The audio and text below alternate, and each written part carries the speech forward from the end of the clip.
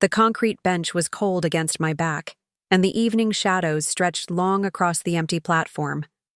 67 years old, and here I sat, abandoned like a piece of forgotten luggage. The last train had departed 20 minutes ago, its red taillights disappearing into the darkness, taking with it my only chance of getting home tonight. Before we jump back in, tell us where you're tuning in from, and if this story touches you, make sure you're subscribed, because tomorrow, I've saved something extra special for you. My name is Stephanie Long, though most people call me Steph, and I never imagined I'd find myself in this position. Stranded at Millbrook Station with nothing but the clothes on my back and a heart full of disbelief. The man who'd promised to drive me home, who'd sat at my dinner table just hours earlier calling me Mom, had vanished into the night, leaving me here like I was nothing more than an inconvenience he could simply discard. But David Richardson, my daughter Sarah's husband, had no idea who he'd just crossed. He saw an elderly woman in modest clothes, someone he could manipulate and abandon without consequence. What he didn't see was the weight of decisions I'd carried for decades, the sacrifices I'd made, and the fortune I'd built while living in the shadows of simplicity. Tonight would be the beginning of his education, though he wouldn't realize it for quite some time. The wind picked up, carrying with it the scent of rain and something else. The bitter taste of betrayal that I'd grown too familiar with over the years. I pulled my thin cardigan tighter around my shoulders and looked up at the star-scattered sky, wondering how a simple family dinner had led to this moment of abandonment. The evening had started pleasantly enough. Sarah had invited me for Sunday dinner, something we'd been doing monthly since her father passed 3 years ago. I'd taken the train from downtown, just as I always did, carrying a small bouquet of daisies from my garden and a homemade apple pie that filled my kitchen with cinnamon warmth all morning. Sarah met me at the door with her usual embrace, though I noticed immediately how thin she'd become. Her cheekbones were more prominent than they should be for a 34-year-old woman, and there were circles under her eyes that makeup couldn't quite hide. Still, she smiled that radiant smile that had lit up my world since the day she was born, and for a moment, I forgot my concerns. "Mom, you look wonderful," she said, taking the pie from my hands with reverence. Sarah had always loved my baking, even as a child when she'd stand on a kitchen stool, flour in her hair, helping me measure ingredients with tiny, careful hands. David appeared in the hallway behind her, his presence filling the space in a way that always made me slightly uncomfortable. He was a tall man, broad-shouldered, with the kind of confidence that bordered on arrogance. His handshake was firm, his smile practiced, and his voice carried that particular tone men use when they're performing kindness rather than feeling it. "Stephanie, good to see you again," he said, though his eyes were already scanning past me, as if checking to ensure I hadn't brought anything more substantial than flowers and pie. "How was the train ride?" "Peaceful, thank you." I handed Sarah the daisies and followed them into their modest 2-bedroom apartment. The furniture was nice enough, though I noticed several pieces that had been expensive when they'd bought them 2 years ago were missing.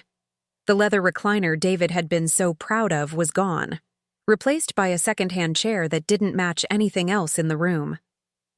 Dinner conversation flowed awkwardly, punctuated by David's increasingly pointed comments about finances.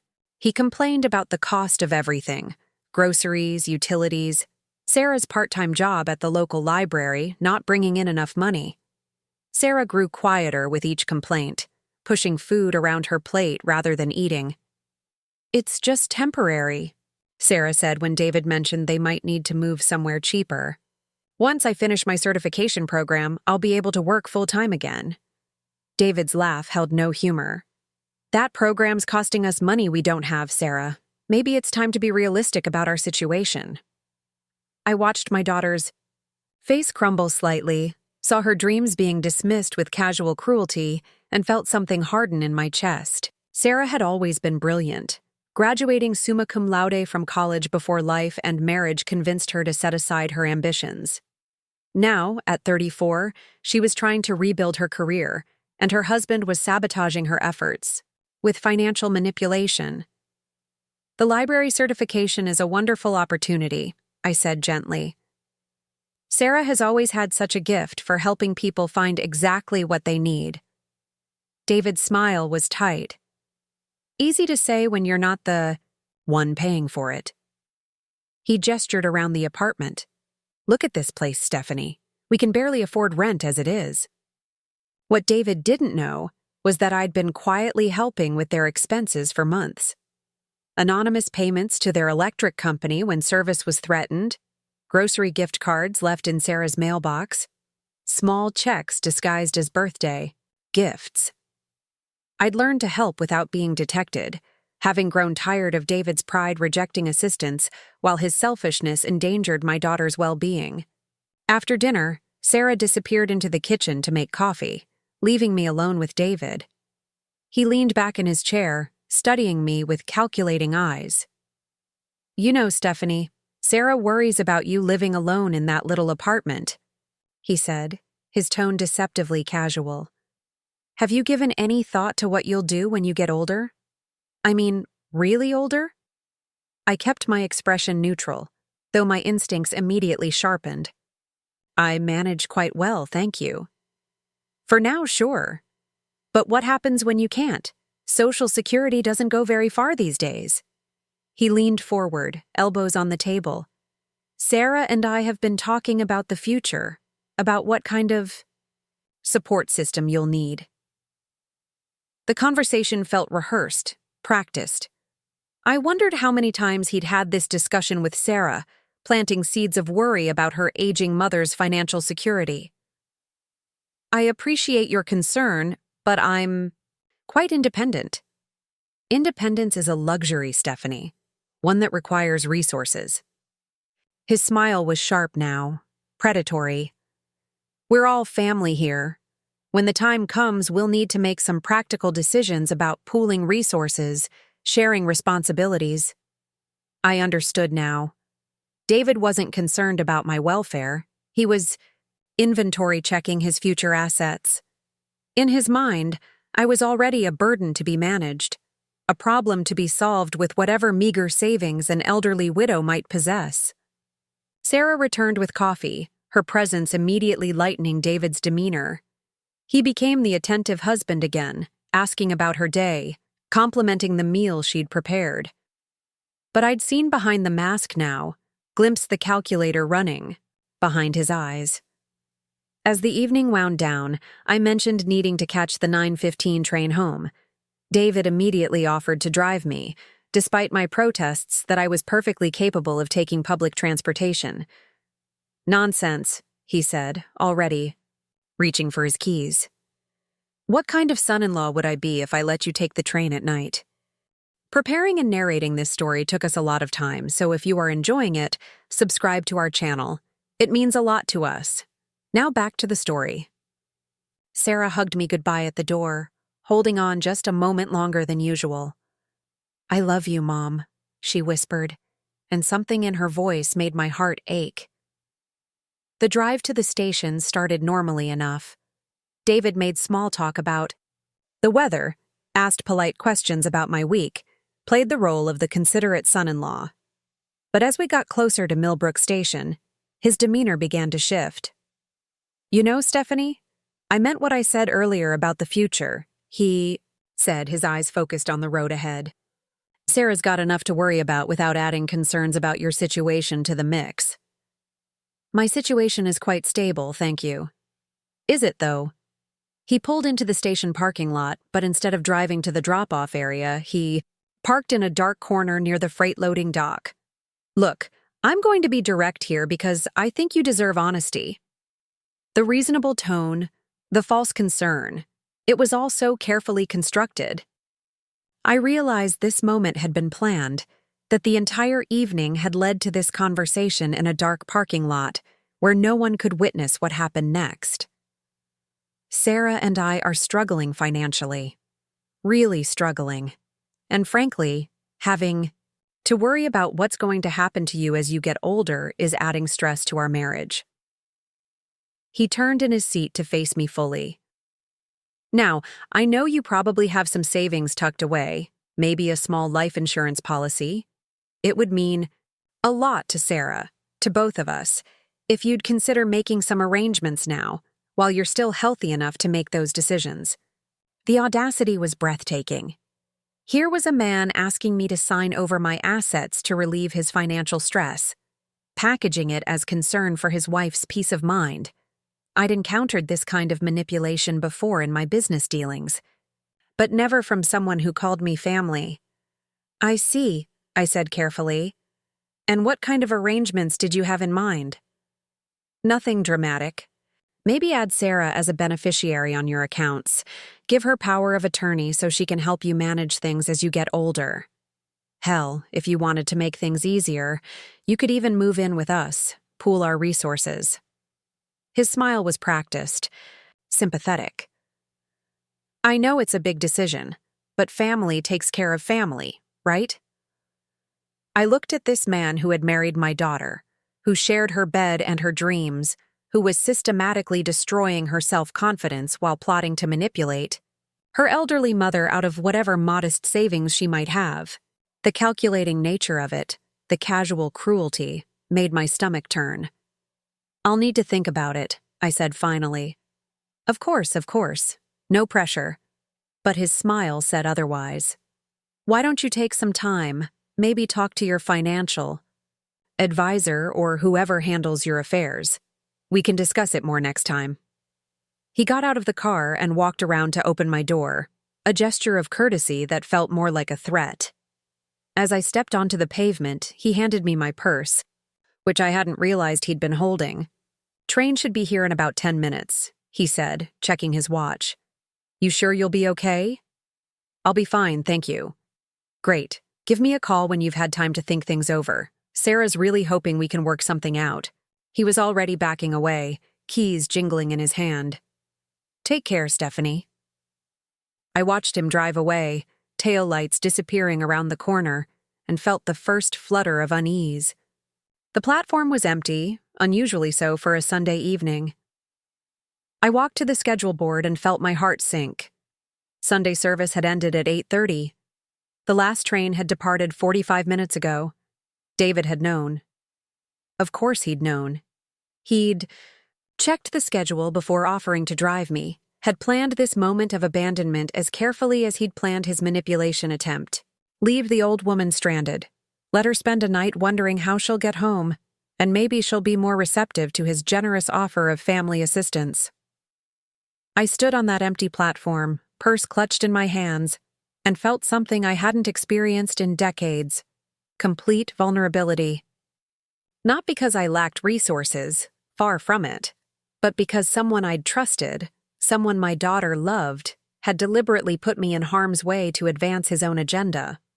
The station was located in an industrial area, surrounded by warehouses and freight yards. No restaurants, no hotels, no taxi stands. My cell phone, I realized with growing alarm, was sitting on my kitchen counter at home. I'd been so focused on not forgetting the pie and flowers that I'd walked out without it.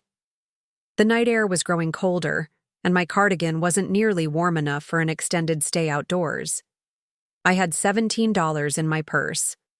Enough for a cup of coffee if I could find an open cafe, but not enough for a hotel room or a taxi ride across the city. For the first time in years, I was truly alone and apparently helpless. David had calculated this moment perfectly, had stripped away my independence, and left me to confront my own mortality in the most stark terms possible. An elderly woman, abandoned at night, with nowhere to go and no one to call. But what David Richardson didn't understand was that I'd been underestimated before. I'd been dismissed, discounted, and written off by men who thought they could see the entirety of my worth in my modest appearance and quiet demeanor. They'd all learned, eventually, that assumptions about elderly women could be dangerously wrong. I walked to the bench at the center of the platform and sat down, arranging my purse on my lap and taking a deep breath of the cool night air. The First lesson of surviving unexpected challenges was to remain calm, assess available resources, and develop a strategic response. Panic was a luxury I'd never been able to afford. A freight train rumbled past, its whistle echoing across the empty yards, and I found myself thinking about Sarah, my beautiful, brilliant daughter who'd married a man slowly destroying her spirit. She'd called him loving, supportive, understanding when they'd first gotten serious. I'd seen the warning signs even then. The way he isolated her from friends, discouraged her ambitions, made her feel guilty for spending money on herself. Now he was escalating, targeting her mother as his next source of manipulation and control. Tonight's abandonment wasn't just about money. It was about demonstrating power, showing both Sarah and me exactly how expendable he considered us to be. A security guard appeared at the far end of the platform, flashlight in hand, making his rounds. He was young, maybe 25, with kind eyes and a gentle manner that reminded me of my nephew. "Evening, ma'am," he said as he approached. "Train service ended about an hour ago. Are you waiting for someone to pick you up?" I could have lied, could have said yes, and hoped he'd move along without asking too many questions. Instead, I found myself telling him the truth. My son-in-law was supposed to drive me home, but he seems to have gotten confused about the train schedule, I said carefully. "I'm afraid I'm a bit stranded until morning." His expression immediately shifted to concern. "Oh no, that's terrible. Do you have someone you can call?" I gestured to my purse. "No phone, I'm afraid. It's at home on the kitchen counter." He pulled out his own phone without hesitation. "Here, use mine. Call someone to come get you." The kindness of strangers. It was something I'd relied on throughout my life, particularly in the early years when I was building my business and couldn't afford to trust the wrong people. This young man saw an elderly woman in distress and immediately offered help. No questions asked, no ulterior motives. "That's very kind of you," I said, accepting the phone. "But I'm afraid there's no one to call. My daughter lives across town without a car, and I don't want to worry her unnecessarily." He frowned, clearly troubled by my situation. "There's a diner about 6 blocks from here that stays open all night. It's not the nicest part of town, but it's warm and safe. I could walk you over when my shift ends at midnight." 6 blocks. In the dark, through an industrial area, to sit in an all-night diner until morning. Not ideal, but certainly better than spending the night on a train platform. I was about to accept his offer when another voice interrupted us. "Everything all right here?" We turned to see an older woman approaching, maybe 10 years younger than me, wearing a custodial uniform and carrying a large ring of keys. Her gray hair was pulled back in a practical ponytail, and her face held the weathered kindness of someone who'd worked hard her entire life. "This lady got stranded when she missed the last train," the security guard explained. "I was just telling her about Murphy's Diner." The woman looked me over with shrewd, assessing eyes. "Murphy's isn't safe for someone like you at night, honey. Too many drunks and troublemakers." She looked at the guard. "What time does the first train run tomorrow?" 6:15 a.m. She nodded thoughtfully. "I'm Rosa Martinez. I clean the office buildings around here, work the night shift. There's a break room in the Hartwell building with a couch and a coffee maker. It's warm, safe, and I'll be there all night. You're welcome to rest there if you'd like." Another stranger offering kindness. I felt something tight in my chest begin to loosen, a reminder that David's cruelty didn't represent the entirety of human nature. "That's incredibly generous," I said. "Are you sure it wouldn't be any trouble?" Rosa smiled, and her whole face transformed. "Honey, I've got 3 daughters and 2 granddaughters. If one of them was stranded somewhere at night, I'd hope someone would look out for them." She gestured toward a cluster of office buildings across the street. "Come on, let's get you somewhere warm." I stood up, clutching my purse, and looked back at the young security guard.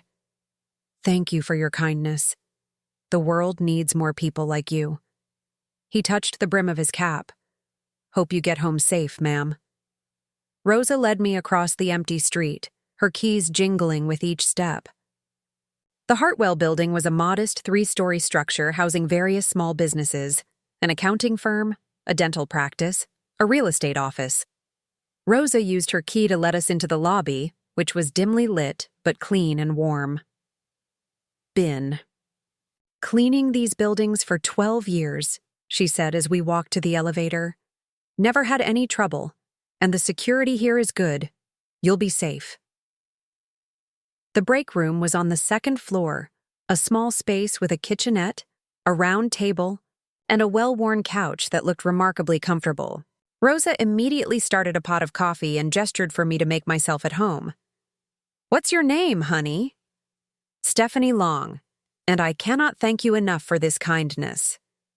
"Rosa Martinez, and don't mention it." She settled into the chair across from me, studying my face with frank curiosity. "So what's the real story? Because I've been around long enough to know when someone's been abandoned rather than just forgotten." Her directness was refreshing after an evening of David's manipulative politeness. My son-in-law offered to drive me to the station, knowing perfectly well that the last train had already left. I believe he was trying to make a point. Rosa's expression darkened. What kind of point requires leaving an elderly woman stranded? At night? The kind that involves money and control, I said quietly. He's been pressuring me to sign over my assets, make him and my daughter beneficiaries of my accounts. Tonight was supposed to demonstrate how vulnerable I am, how much I need his protection. Son of a bitch, Rosa said with feeling. Pardon my language, but that's exactly what he is. How's your daughter handling all this? She doesn't know about tonight yet, and I don't think she realizes how manipulative her husband really is. He's very good at presenting himself as concerned and caring, while systematically undermining her confidence. Rosa poured coffee into 2 mismatched mugs and handed me one. I've seen this before with my own daughter's first husband. Started small, criticizing her friends, making her feel guilty for spending money on herself, isolating her from family. By the time she realized what was happening, she felt like she couldn't survive without him. How did she get out? Took time and support. But mostly she had to see for herself what he was doing. Nobody could convince her. She had to experience it directly. Rosa sipped her coffee thoughtfully. What are you going to do about tonight? About him? It was a question I'd been avoiding, partly because the answer was complicated and partly because it involved revealing things about myself that I'd kept hidden for decades. But sitting in this break room with a woman who'd shown me such spontaneous kindness, I found myself wanting to tell the truth. David thinks I'm a helpless elderly woman with modest savings and no options, I said carefully. He's made assumptions about my financial situation based on how I dress, where I live, how I present myself to the world. Rosa raised an eyebrow. And those assumptions are wrong? Significantly wrong. I smiled for the first time since leaving Sarah's apartment. David Richardson has no idea who he just crossed, but he's going to learn. The question is whether I teach him gently or let him discover the truth the hard way. What's the hard way? I thought about the phone calls I'd need to make in the morning, the conversations that would need to happen, the careful restructuring of certain financial arrangements that David had unknowingly benefited from for months. The hard way involves him losing everything he thinks he's entitled to while learning exactly how much power this helpless old woman actually possesses. Rosa grinned. I like the hard way. We sat in comfortable silence for a while, drinking coffee and listening to the distant sounds of the city at night. Rosa told me about her daughters, her granddaughters, her plans to retire in a few years and move closer to her family in Arizona. I found myself sharing stories about Sarah's childhood, about my late husband, about the small joys that filled my quiet life. What I didn't share was the complexity of my financial situation, the business empire I'd built from nothing, the careful balance I maintained between public modesty and private wealth. Those were secrets I'd kept for good reasons, and tonight's events had reminded me why that secrecy was necessary. Around 2 in the morning, Rosa suggested I try to get some rest on the couch. She covered me with a spare blanket from her cleaning cart and settled into the chair with a book, keeping watch while I slept. It was an act of protection so natural, so instinctive, that it brought tears to my eyes. I dozed fitfully, waking every hour or so to find Rosa still there, still watching over me like a guardian angel in a custodial uniform. At dawn, she made fresh coffee and offered to drive me to the early train. "I've got my car in the parking garage," she said. "It's not much, but it'll get you to the station safely." As we drove through the empty streets in her well-maintained but aging Honda, I made a decision that would change everything for both of us. "Rosa, what would you say if I told you I wanted to offer you a job?" She glanced over at me curiously. "What kind of job?" "The kind that pays well, offers excellent benefits, and involves working for someone who values loyalty and kindness above everything else." I smiled at her startled expression. "I have some business interests that require management, and I need someone I can trust completely. Someone who would look out for a stranded stranger because it's the right thing to do." "Stephanie, I don't know anything about business." "You know about people. You know about character. You know when someone's lying and when they're telling the truth." I reached into my purse and pulled out one of my business cards. Not the modest ones I used for casual acquaintances, but the heavy stock ones with the embossed logo of Long Enterprises. "Everything else can be learned." Rosa pulled over to the curb and stared at the card. "Long Enterprises, you're S. Long?" Her voice was filled with amazement. "The S. Long who owns half the commercial real estate downtown?" "Among other things, yes." "Holy shit," she whispered, then immediately looked embarrassed. "Sorry, you're worth millions." "More than that, actually. And tonight, David." Richardson tried to manipulate a multimillionaire into signing over her assets because he was too arrogant to look beyond surface appearances. I tucked the card back in my purse. "Think about my job offer, Rosa. In the meantime, can I ask you to keep tonight's conversation confidential?" She nodded mutely, still processing the revelation. We reached the train station just as the 6:15 was pulling in. Rosa walked me to the platform, still looking shell-shocked by everything she'd learned. "Stephanie," she said as I prepared to board, "what are you going to do about your son-in-law?" I smiled, feeling a familiar surge of strategic satisfaction. "I'm going to give him exactly what he asked for, a demonstration of how family takes care of family. He just won't like the lesson as much as he expected." The train pulled away from Millbrook Station, carrying me home through the morning sunlight. As the industrial district gave way to residential neighborhoods, I began planning my next moves. David had made his play, shown his hand completely, revealed the depth of his arrogance and the extent of his cruelty. Now it was my turn. By the time I reached my modest downtown apartment, I had a strategy. It would take time to implement, require careful coordination, and demand absolute precision in its execution. But by the end of it, David Richardson would understand exactly what kind of woman he'd chosen to underestimate. More importantly, my daughter Sarah would finally see her husband's true nature, and she'd have the resources and support she needed to make her own choices about their future. I made a pot of tea, settled into my favorite chair by the window, and reached for my phone. The first call would be to my attorney, the second to my financial advisor, and the third to a private investigator who specialized in delicate family matters. David thought he'd left a helpless old woman stranded at a train station.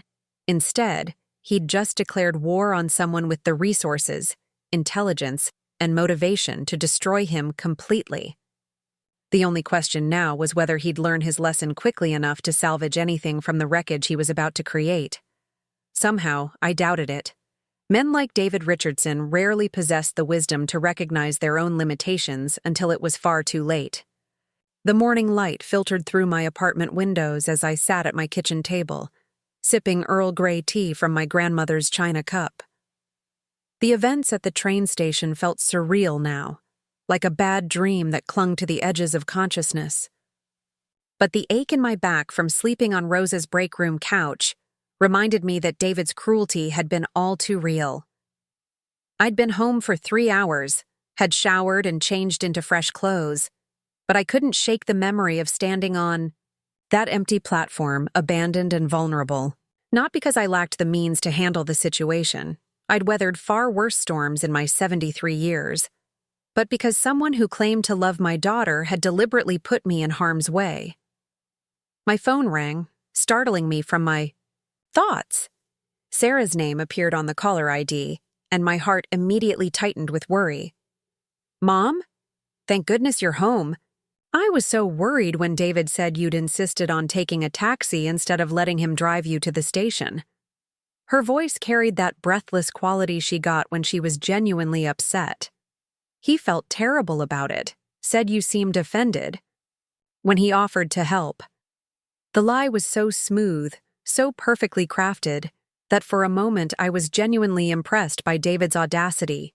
He'd not only abandoned me, but had somehow twisted the narrative to make himself the wounded party, the caring son-in-law whose generosity had been spurned by a stubborn old woman. I made it home safely, sweetheart, I said carefully, not trusting myself to say more without revealing the truth about last night. I know, but David was up half the night worrying. He kept saying he should have insisted on driving you, that he should have ignored your protests. Sarah's voice carried genuine affection for her husband's supposed concern. He really cares about you, Mom. Sometimes I think he worries about you more than I do. The manipulation was breathtaking in its completeness. David had managed to position himself as the hero of his own cruelty, the devoted son-in-law whose care had been rejected by an ungrateful mother-in-law. And Sarah, trusting and loving as she'd always been, had accepted his version of events without question. David is very thoughtful, I managed, the words tasting like ash in my mouth. He really is. And Mom, I hope you'll consider what he mentioned last night about the future. I know it's hard to think about getting older, but having some kind of plan would give me such peace of mind. Sarah's voice grew softer, more vulnerable. I love you so much, and I just want to make sure you're taken care of. There it was, the seed David had planted, already taking root in my daughter's mind. He'd used her love for me as a weapon, transforming her natural concern into a tool for his own manipulation. The brilliance of it was sickening. We can talk about it soon, I said. But right now, I'm more concerned about you. You seemed tired last night, thin.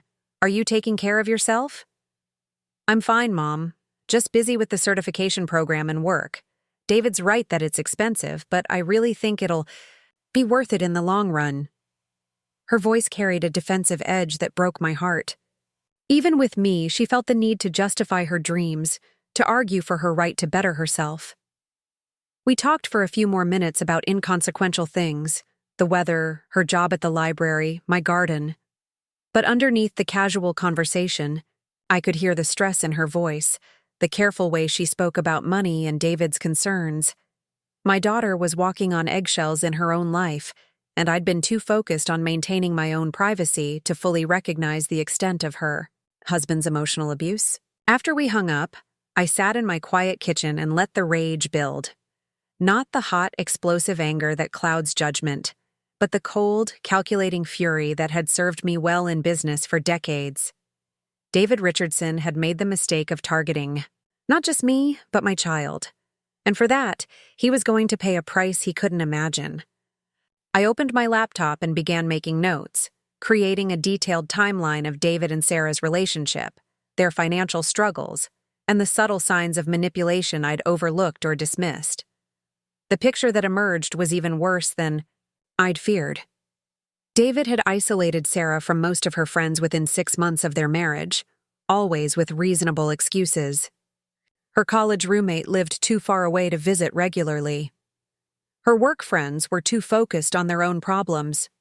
Her cousin Emma, who'd been like a sister to her growing up, was deemed too negative and jealous of Sarah's happiness. He'd discouraged her from pursuing the graduate degree she'd wanted, convincing her they couldn't afford it while he bought expensive gadgets and tools for his various hobbies. When she'd finally decided to pursue the library certification program, he'd made her feel guilty about every dollar it cost, every hour she spent studying instead of focusing on his needs. Most insidiously, he'd gradually convinced her that her family, particularly me, didn't understand their situation, didn't support their marriage, couldn't be trusted with their private business. I realized now that last night's conversation about my finances hadn't been impulsive. It had been the culmination of months of preparation, turning Sarah against the idea of confiding in her mother, while simultaneously positioning himself as her protector against my supposed interference.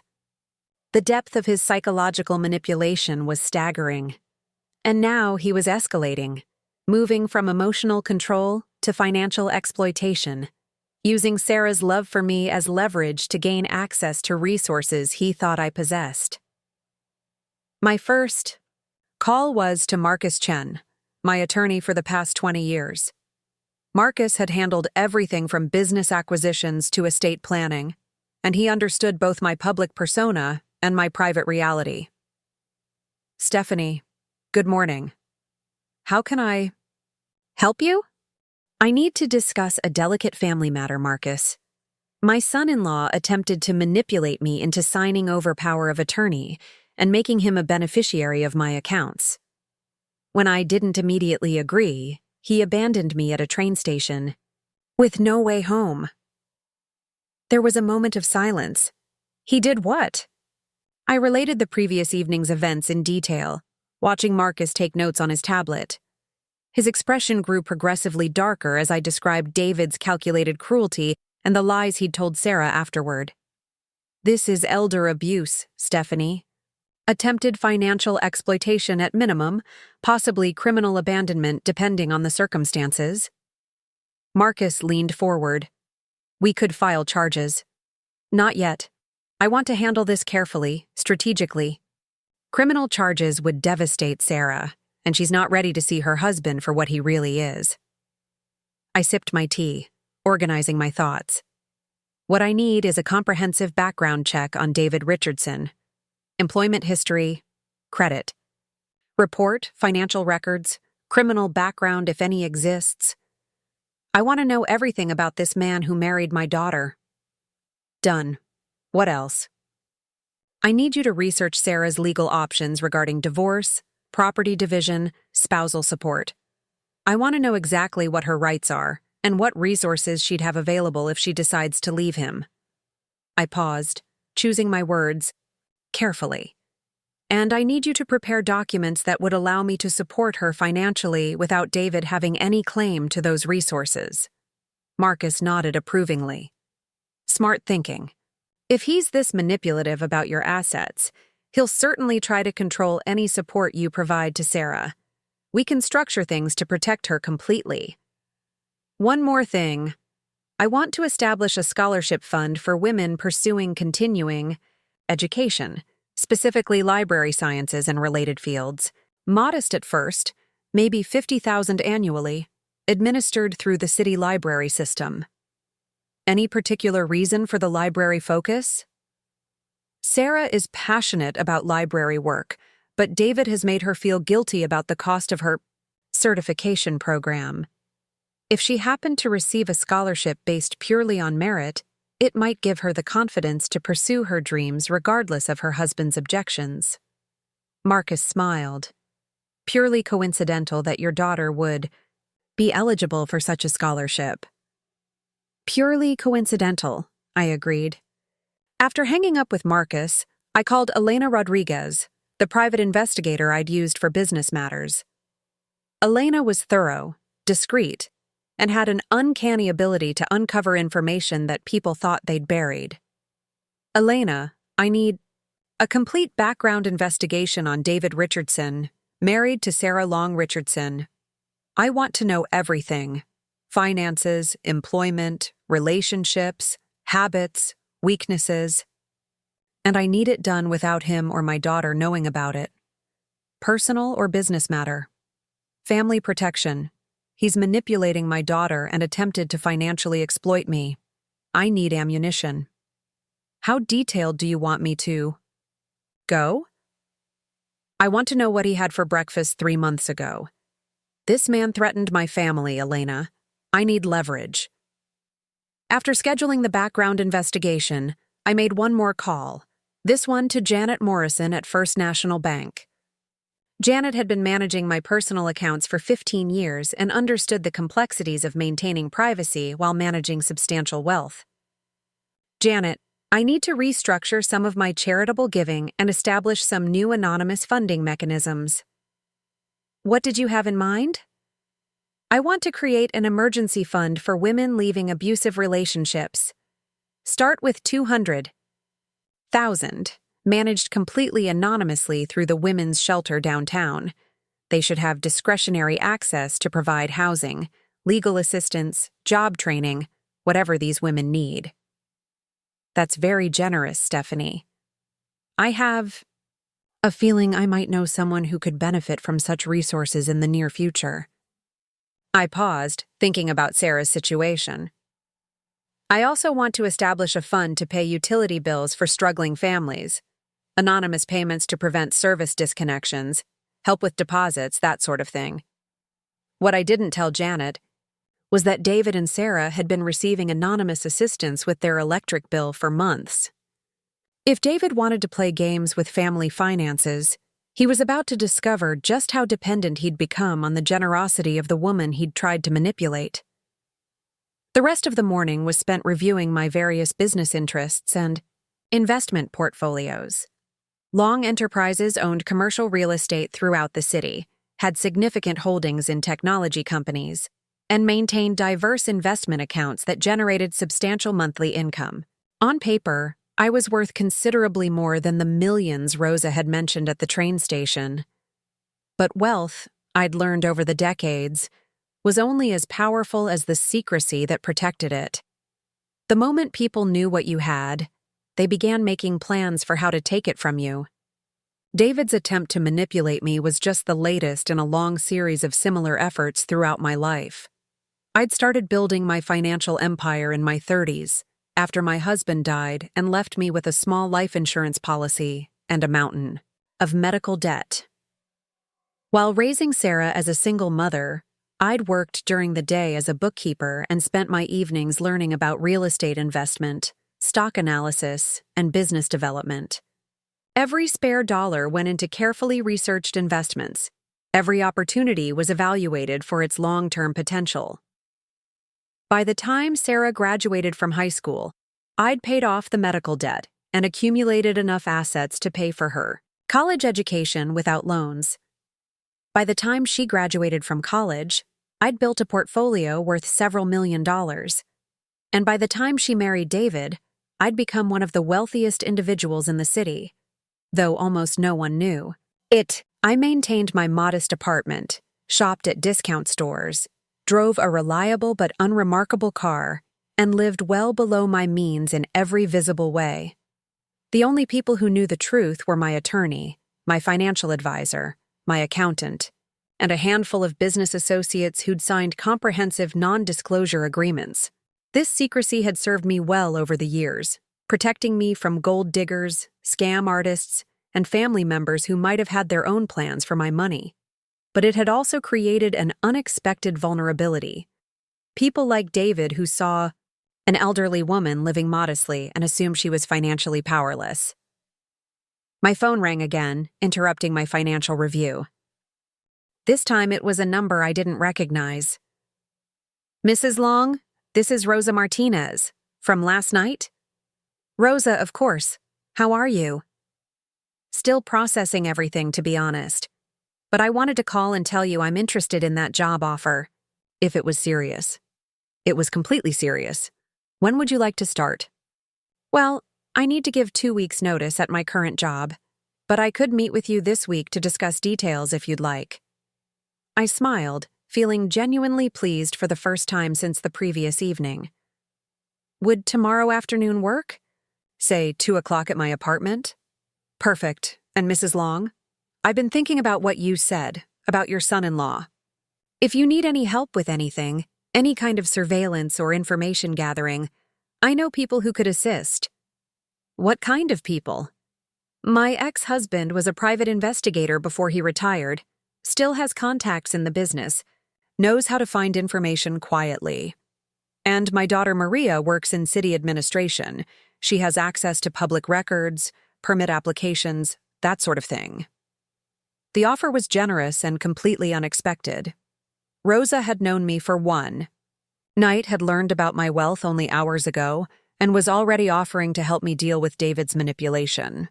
It was exactly the kind of loyalty and character I valued most. That's very thoughtful, Rosa. Let me think about it, and we can discuss it tomorrow. After hanging up, I realized I had a decision to make about how to handle David's escalation. I could take the high road, attempt to reason with him, try to help him understand that his behavior was damaging his marriage and threatening his relationship with Sarah. Or I could play the game by his rules, using the same calculated manipulation he'd employed against me. The problem with taking the high road was that it required David to possess qualities he'd already demonstrated he lacked: empathy, self-awareness, and genuine concern for others' well-being. Men like David Richardson didn't respond to reason or appeals to their better nature. They responded to power, leverage, and consequences. My phone buzzed with a text message from Sarah. David wants to take you to lunch this weekend to apologize for last night. He feels terrible about the miscommunication. Would Saturday work? The audacity was remarkable. David wanted another opportunity to manipulate me, probably hoping that a public setting would make me more receptive to his financial proposals. He'd spin last night's abandonment as a misunderstanding, present himself as the caring son-in-law eager to make amends, and then renew his pressure for me to sign over power of attorney.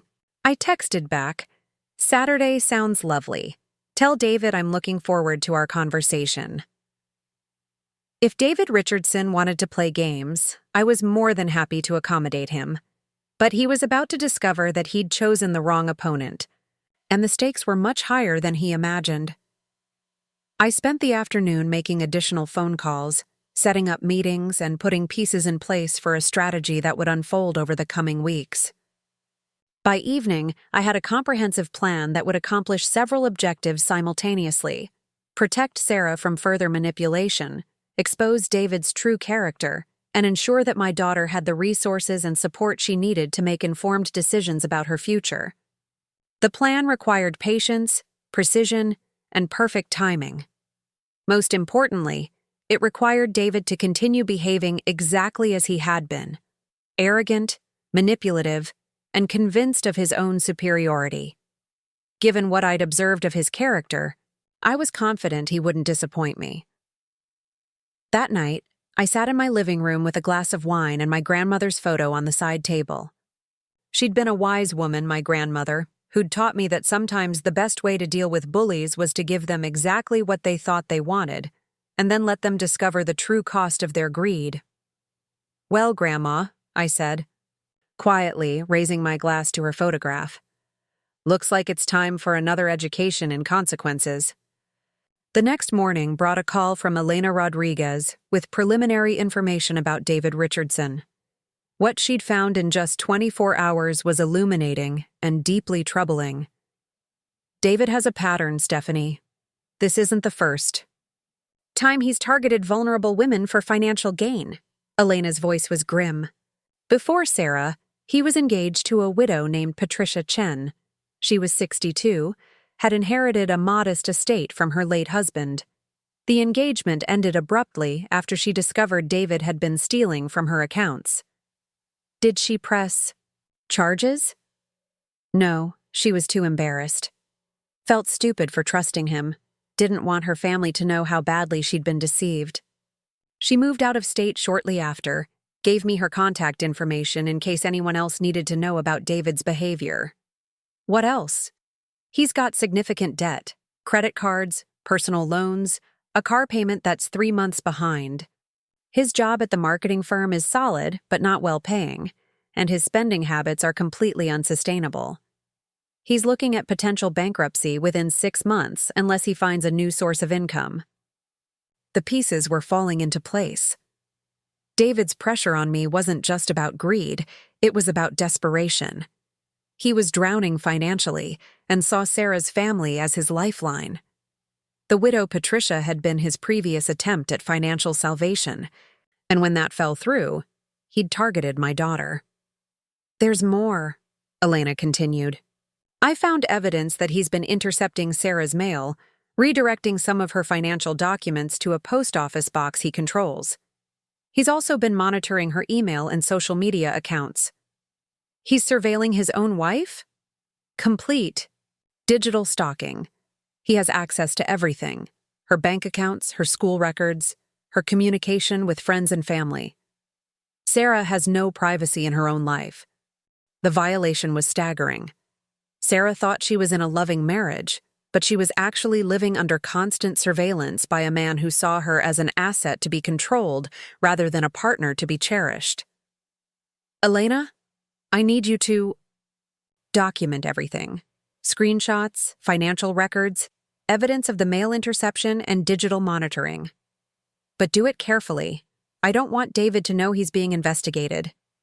Already on it. I should have a complete dossier by Friday." "Perfect. And Elena? See if you can locate Patricia Chen. I'd like to speak with her." After Elena hung up, I sat in my kitchen feeling sick to my stomach. My daughter wasn't just married to a manipulative man. She was trapped in a relationship with someone who had systematically stripped away her autonomy, privacy, and independence. And she had no idea how completely she'd been compromised. The lunch with David on Saturday suddenly took on new significance. It wouldn't just be an opportunity to counter his manipulation, it would be my chance to begin the process of exposing him completely. But I had to be careful. Men like David became dangerous when cornered, and Sarah's safety had to be my primary concern. Rosa arrived at my apartment promptly at 2 o'clock, dressed professionally and carrying a small notebook. I'd prepared a formal job offer for her, complete with salary, benefits, and a detailed description of her responsibilities as my personal assistant and property manager. The position involves managing my various business interests, coordinating with attorneys and financial advisors, handling correspondence, and occasionally dealing with delicate personal matters, I explained as we sat at my dining room table. The salary is $80,000 annually, plus full health insurance, 4 weeks paid vacation, and a substantial retirement contribution. Rosa stared at the job offer, her eyes widening as she read the details. "Stephanie, this is incredibly generous. Are you sure you need someone with my qualifications for this kind of work?" "Rosa, you've already demonstrated the most important qualification: absolute integrity. Everything else can be taught." I leaned back in my chair. "But I need to be completely honest with you about what this job might involve. My family situation is complicated, and I may need your help dealing with some difficult people." "You mean your son-in-law?" "Among others. Over the years, I've encountered numerous individuals who've tried to take advantage of what they perceived as my vulnerability. Most of them assumed that an elderly woman living modestly must be financially powerless. They were wrong, and they learned that mistake can be expensive." Rosa nodded thoughtfully. "What do you need me to do?" "For now, just learn the business and get comfortable with your new responsibilities. But soon, I may need you to help me protect my daughter from a man who's been systematically destroying her life while positioning himself to steal everything I've worked to build." "When do I start?" "Monday, if you're ready." Rosa extended her hand, and we shook on it. "I'm ready." After Rosa left, I spent the evening reviewing the preliminary information Elena had provided about David's financial situation. The details painted a picture of a man living completely beyond his means, maintaining a facade of success while drowning in debt. His car, his clothes, his expensive hobbies, all of it was financed through credit cards and personal loans he couldn't afford to repay. More troubling was the evidence of his systematic control over Sarah's life. He'd gradually isolated her from support systems, monitored her communications, and created a situation where she had to account for every dollar she spent while he made purchases without consultation. The psychological profile was textbook financial abuse, and I'd been too focused on maintaining my own privacy to recognize what was happening to my daughter. Saturday's lunch was going to be interesting. David expected to meet with a vulnerable elderly woman who'd been chastened by her experience at the train station. Instead, he was going to encounter someone who knew exactly what kind of man he was and had the resources to do something about it. I had 5 days to prepare for that conversation, and I intended to use every minute of them wisely. My phone rang again, this time with a number I recognized as Sarah's work extension at the library. "Mom, I'm calling from work because I wanted to ask you something privately," she said, her voice unusually quiet. "David doesn't think I should bother you with this, but I'm worried about our finances, and I don't know who else to talk to." My heart clenched. Despite David's efforts to isolate her, Sarah was still reaching out, still trusting her mother's judgment. "What's wrong, sweetheart?" "We got another notice about the electric bill being overdue, but David swears he paid it. And yesterday I tried to use my debit card at the grocery store, and it was declined. David says it's just a computer error, that he's handling everything. But Mom..." Her voice broke slightly. "I'm scared we're in real financial trouble, and he won't tell me how bad it is."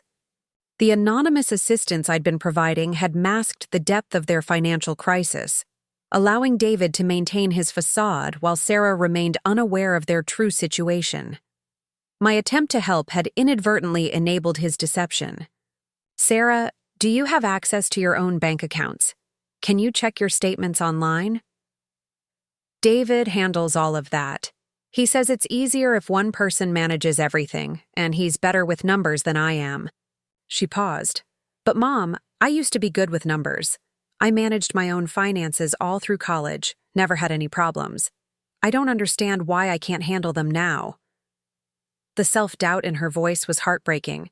David had convinced my intelligent, capable daughter that she was incompetent to manage her own financial affairs, creating dependency while positioning himself as indispensable.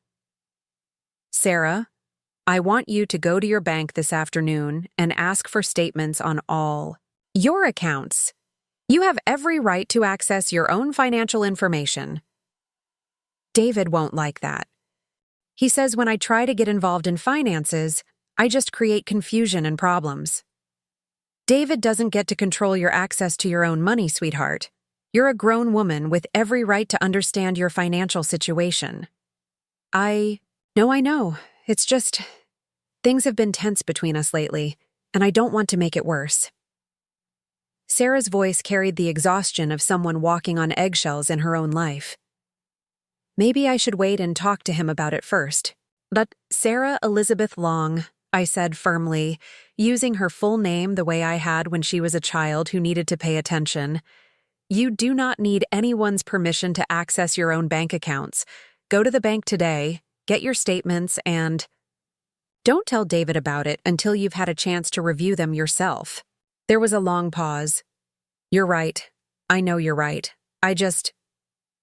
When did I become this person, Mom? When did I start needing permission to manage my own life?" "You didn't become anyone different, sweetheart. Someone convinced you that you had changed, but you're still the same strong, intelligent woman you've always been. You just need to remember that." After we hung up, I felt a surge of hope mixed with renewed fury. Sarah was beginning to question David's control, starting to recognize that his protection was actually imprisonment. But she was also vulnerable, isolated, and financially dependent on a man who saw her as property rather than a partner. The lunch on Saturday couldn't come soon enough. David Richardson was about to discover that his attempt to manipulate a helpless elderly woman had awakened something far more dangerous than he could have imagined: a mother protecting her child. Friday morning arrived with Elena's complete dossier on David Richardson, delivered to my apartment in a sealed envelope that contained enough damning evidence to destroy his life 10 times over. I spread the documents across my dining room table like pieces of a puzzle, each revelation more disturbing than the last. The financial records painted a picture of systematic fraud and manipulation spanning several years. David had stolen over $30,000 from Patricia Chen through a combination of forged checks, unauthorized credit card charges, and elaborate lies about emergency expenses. When Patricia discovered the theft, David had convinced her that pursuing legal action would only publicize her humiliation and destroy her reputation in their small community. More recently, the evidence showed David had been systematically draining Sarah's accounts through a network of deceptions.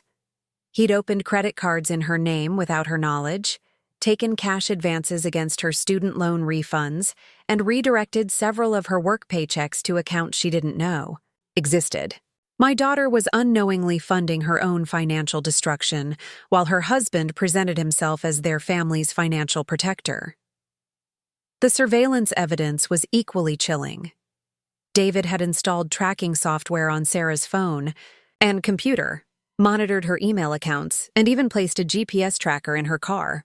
He knew every website she visited, every person she contacted, every place she went when she wasn't with him. The level of control was suffocating, turning their marriage into a prison Sarah didn't even realize she was trapped within. But perhaps most revealing was the psychological profile Elena had compiled based on interviews with David's former colleagues and acquaintances. The picture that emerged was of a narcissist with sociopathic tendencies, someone capable of mimicking genuine emotion while feeling nothing but contempt for the people he manipulated. Several former co-workers described incidents where David had stolen credit for their work, spread malicious rumors about competitors, or betrayed confidences for personal gain. One particularly damning account came from Rebecca Walsh, a former colleague who'd been briefly involved with David before he met Sarah. According to Rebecca, David had spent months cultivating their relationship while secretly copying sensitive client information from her computer. When Rebecca discovered the theft and confronted him, David had responded by filing a false sexual harassment complaint against her with their human resources department. Rebecca had been forced to resign to avoid a prolonged investigation, while David had used the stolen information to secure a promotion. The pattern was unmistakable. David Richardson was a predator who targeted vulnerable women, systematically destroyed their financial security and emotional well-being, then moved on to his next victim when they were no longer useful to him, and my daughter was simply his latest target. I closed the dossier and sat back in my chair, feeling the weight of decades settling on my shoulders. I'd built my fortune by being cautious, thorough, and strategic in every decision. But I'd failed to protect the person who mattered most to me because I'd been too focused on maintaining my own privacy to recognize the threat living in my daughter's home. Rosa arrived at 9 o'clock sharp for her first official day of work. Carrying a leather portfolio and wearing the kind of professional attire that suggested she'd taken this opportunity very seriously, I handed her Elena's report without preamble. "Read this," I said simply. "Everything." Rosa settled into the chair across from my desk and began reviewing the documents.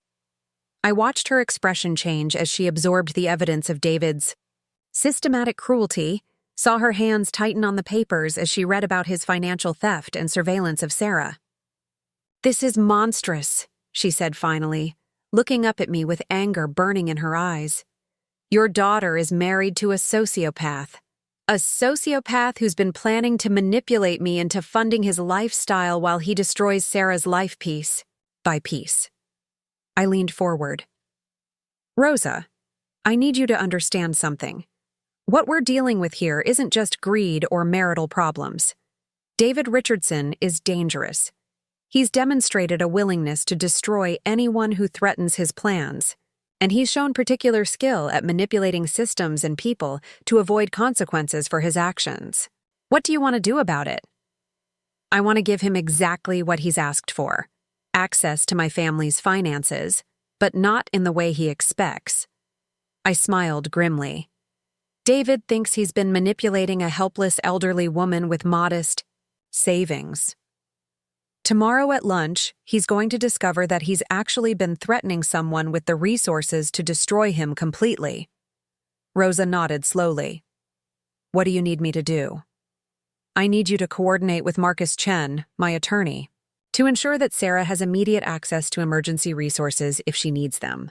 Safe housing, legal representation, financial support, everything she might need to leave David safely.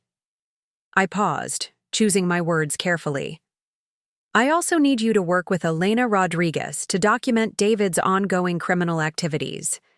If he escalates his behavior when he realizes he's been outmaneuvered, I want to be able to have him arrested immediately. And what about the lunch tomorrow? Tomorrow, David Richardson is going to get his first lesson in the difference between vulnerability and strategic patience. He's spent months positioning himself to exploit what he thought was my weakness. Instead, he's about to discover that he's been playing chess with someone who's been planning moves he can't even imagine. The rest of Friday was spent in careful preparation. Marcus Chen arrived at noon to brief me on the legal protections we'd established for Sarah, including a trust fund that would provide her with financial independence regardless of what happened to her marriage. Elena came by in the afternoon to install recording equipment in my purse, ensuring that tomorrow's conversation with David would be thoroughly documented. Most importantly, I called Patricia Chen, David's previous victim, who'd agreed to speak with me about her experience. Patricia was a retired teacher living in Oregon, soft-spoken, but remarkably courageous in her willingness to help expose David's pattern of abuse. I've regretted not pressing charges every day for the past 3 years, Patricia told me during our phone conversation. I thought I was protecting myself from embarrassment, but I was really just enabling him to find new victims. If there's anything I can do to help your daughter avoid what I went through, please let me know. Would you be willing to speak with Sarah directly to help her understand what kind of man she's married to? Absolutely. And Mrs. Long, I want you to know that your daughter isn't weak or stupid for falling into David's trap. He's extraordinarily skilled at manipulation, and he targets women who are trusting and loving because those qualities make them easier to exploit. Sarah's goodness isn't a flaw. It's what David saw as an opportunity. Saturday morning dawned. Clear and cold, the kind of crisp autumn day that demanded careful decision-making and precise execution. I dressed conservatively but elegantly, choosing clothes that suggested modest means while maintaining dignity. To David's eyes, I needed to look like exactly what he expected, an elderly woman of limited resources who could be pressured into making desperate financial decisions. The restaurant David had chosen was predictably upscale, expensive enough to demonstrate his supposed sophistication, but not so exclusive as to seem inappropriate for a family reconciliation lunch. I arrived 15 minutes early and requested a corner table where our conversation would be private but not completely isolated. David entered the restaurant at exactly noon, his movements confident and purposeful. He'd dressed carefully as, well, choosing clothes that projected success and reliability. The performance was beginning before he'd even reached the table. "Stephanie, you look wonderful," he said, leaning down to kiss my cheek with practiced warmth. "I can't tell you how glad I am that we could arrange this lunch. I've been feeling terrible about the miscommunication the other night." I smiled, graciously, playing my expected role as the forgiving elder. "These things happen, David. The important thing is that we're here now." He settled into his chair and immediately launched into his prepared speech about family responsibility and mutual support. The words were carefully chosen, designed to sound caring while establishing the framework for his financial demands. He spoke of his love for Sarah, his concern for my well-being, and his desire to create a unified family approach to planning for the future. "The truth is, Stephanie, Sarah and I have been struggling financially," he said, his voice carrying just the right note of vulnerable honesty. "I know I mentioned this the other night, but I think you deserve to understand the full scope of our situation." "I appreciate your candor," I replied, though what I actually appreciated was the opportunity to watch a master manipulator at work. "We've fallen behind on several bills, and Sarah's certification program is costing more than we anticipated. I've been trying to shield her from the worst of our financial stress, but it's becoming impossible to manage alone." He paused for effect, allowing concern to cloud his features. "The other night, when I brought up the possibility of family financial planning, I wasn't just thinking about your future needs. I was hoping you might be able to help us weather this difficult period." And there it was, the transition from concern for my welfare to requests for my assistance. David was revealing his true agenda while maintaining the pretense of family solidarity. "What kind of help did you have in mind?" I asked. "Well, if you were willing to pool some of your resources with ours, we could create a more stable financial foundation for everyone. Maybe you could help us catch up on our overdue bills, and in return, we'd make sure you're completely taken care of as you get older." His smile was warm and reassuring. It would be a true partnership, a way for all of us to support each other. And what would this partnership look like in practical terms?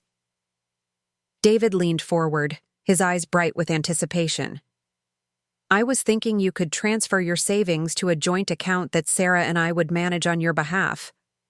That way, you wouldn't have to worry about financial decisions, and we could ensure that your money is invested wisely while also addressing our immediate needs." The audacity was breathtaking. David was proposing that I hand over my life savings to resolve his financial irresponsibility while disguising the theft as family cooperation. He expected me to fund his lifestyle while surrendering control over my own resources. "That's quite a significant proposal," I said carefully. "What kind of amounts are we discussing?" "Well, I know you've been careful with your money over the years. Sarah mentioned that you probably have some savings set aside, maybe $50,000 or $60,000. If you were willing to contribute that to our family finances, it would solve our immediate problems and give us the stability to take care of you properly." I almost laughed at his gross underestimation. David had calculated my net worth based on my modest lifestyle and conservative spending habits, arriving at a figure that represented less than a month's investment income for me. He was planning to steal what he thought was my entire life savings to resolve debts that exceeded his estimates of my wealth. $50,000 is a substantial amount, I said. I'd need to understand exactly how this money would be used. David's confidence was growing now that he believed I was considering his proposal. Of course, complete transparency. We'd use about $30,000 to catch up on our outstanding debts, credit cards, medical bills, that sort of thing. The remaining $20,000 would go toward Sarah's education and our emergency fund. Every word was a lie. Based on Elena's investigation, David's debts exceeded $80,000, and none of the money would go toward Sarah's education or legitimate family expenses.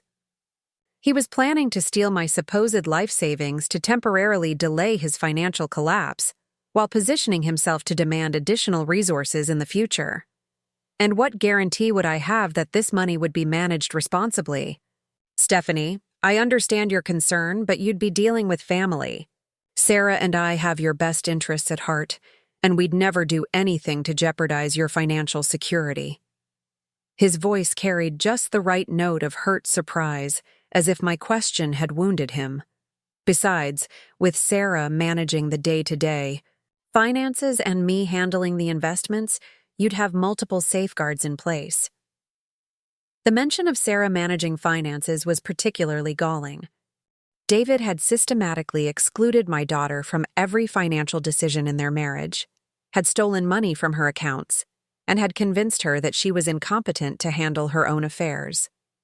Now he was using her name to legitimize his theft while planning to continue excluding her from actual financial control. "I notice you haven't mentioned discussing this arrangement with Sarah," I observed. "Well, I wanted to get your thoughts first, see if you were open to the idea. No point in getting Sarah's hopes up if you weren't interested in helping."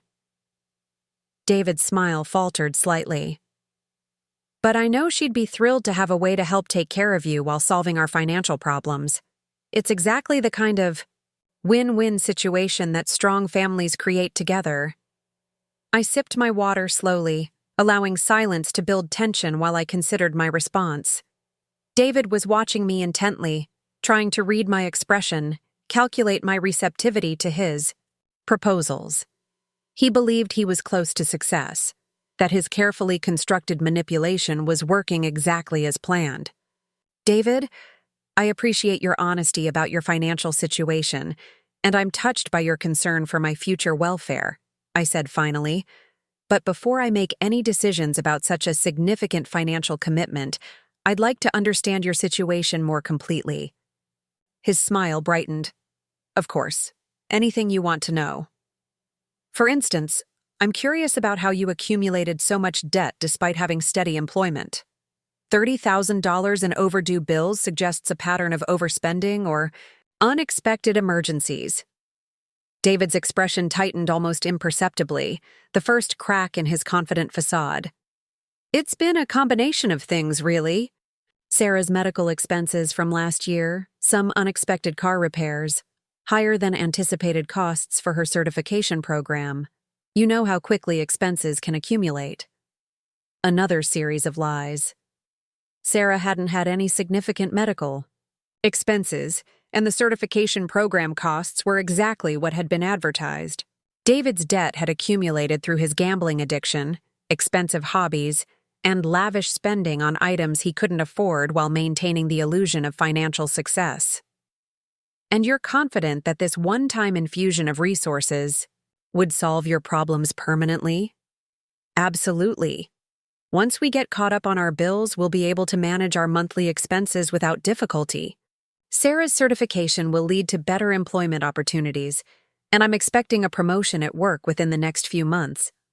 His confidence was returning as he spun his elaborate fantasy. "This isn't about long-term dependence, Stephanie. It's about helping family through a temporary rough patch." I nodded thoughtfully, as if seriously considering his proposal. In reality, I was marveling at the complexity of his deception. David had constructed an entire fictional narrative about their financial troubles, complete with fabricated medical expenses and imaginary promotion opportunities. He was asking me to fund his lies while surrendering control over what he thought was my entire financial future. "I'm also curious about the legal arrangements you're proposing," I continued. "If I were to transfer my savings to a joint account, what protections would I have to ensure my continued access to these funds?" "Well, obviously you'd be a signatory on the account, able to access your money whenever you needed it. But the beauty of this arrangement is that you wouldn't need to worry about day-to-day financial management. Sarah and I would handle all the details while ensuring your needs are always met." The offer of nominal access was meaningless, and we both knew it. Once my money was in an account controlled by David and Sarah, I would be dependent on their goodwill for every financial decision. David was offering me the illusion of control, while planning to strip away my actual autonomy completely.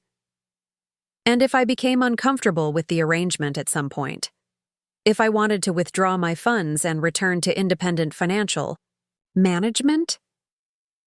David's hesitation was almost imperceptible, but I caught it. This was the question he'd hoped I wouldn't ask, the scenario he hadn't fully prepared for. "Of course, you'd always have that option," he said carefully. "Though I hope that once you see how well we're managing things, you'll want to continue the partnership indefinitely. Sarah and I are committed to taking care of you for the rest of your life, Stephanie. This arrangement would just formalize that commitment." The words, "for the rest of your life," hung in the air between us, heavy with implication. David wasn't proposing a temporary financial arrangement. He was suggesting permanent control over my resources under the guise of elder care. Once he had access to my money, he'd ensure that I never regained independent control by systematically destroying my confidence and convincing Sarah that I was too confused or incapacitated to manage my own affairs. "This is quite a lot to consider," I said, reaching for my purse. "Perhaps I should review my financial situation more carefully before making such a significant decision." David leaned forward eagerly. "Of course. Take all the time you need. But Stephanie, I hope you'll remember that family is the most important thing we have. Sarah loves you deeply, and she'd be devastated if financial problems prevented us from taking proper care of you as you get older." The threat was subtle, but unmistakable. David was suggesting that my refusal to fund his debts would somehow endanger my relationship with Sarah, that my daughter's love was contingent on my financial cooperation. He was using Sarah's affection as leverage while simultaneously planning to isolate her from me once he'd gained control over my supposed assets. I stood up slowly, playing the role of the elderly woman who needed time to process complex decisions. "Thank you for lunch, David. And thank you for being so honest about your situation. I'll give everything serious consideration." David rose as well, his relief evident. He believed the conversation had gone exactly as planned, that his manipulation had been successful, and I was preparing to surrender my life savings to resolve his financial problems. "I'm so glad we could talk openly about this, Stephanie. Sarah is going to be thrilled that we're working together to secure our family's future."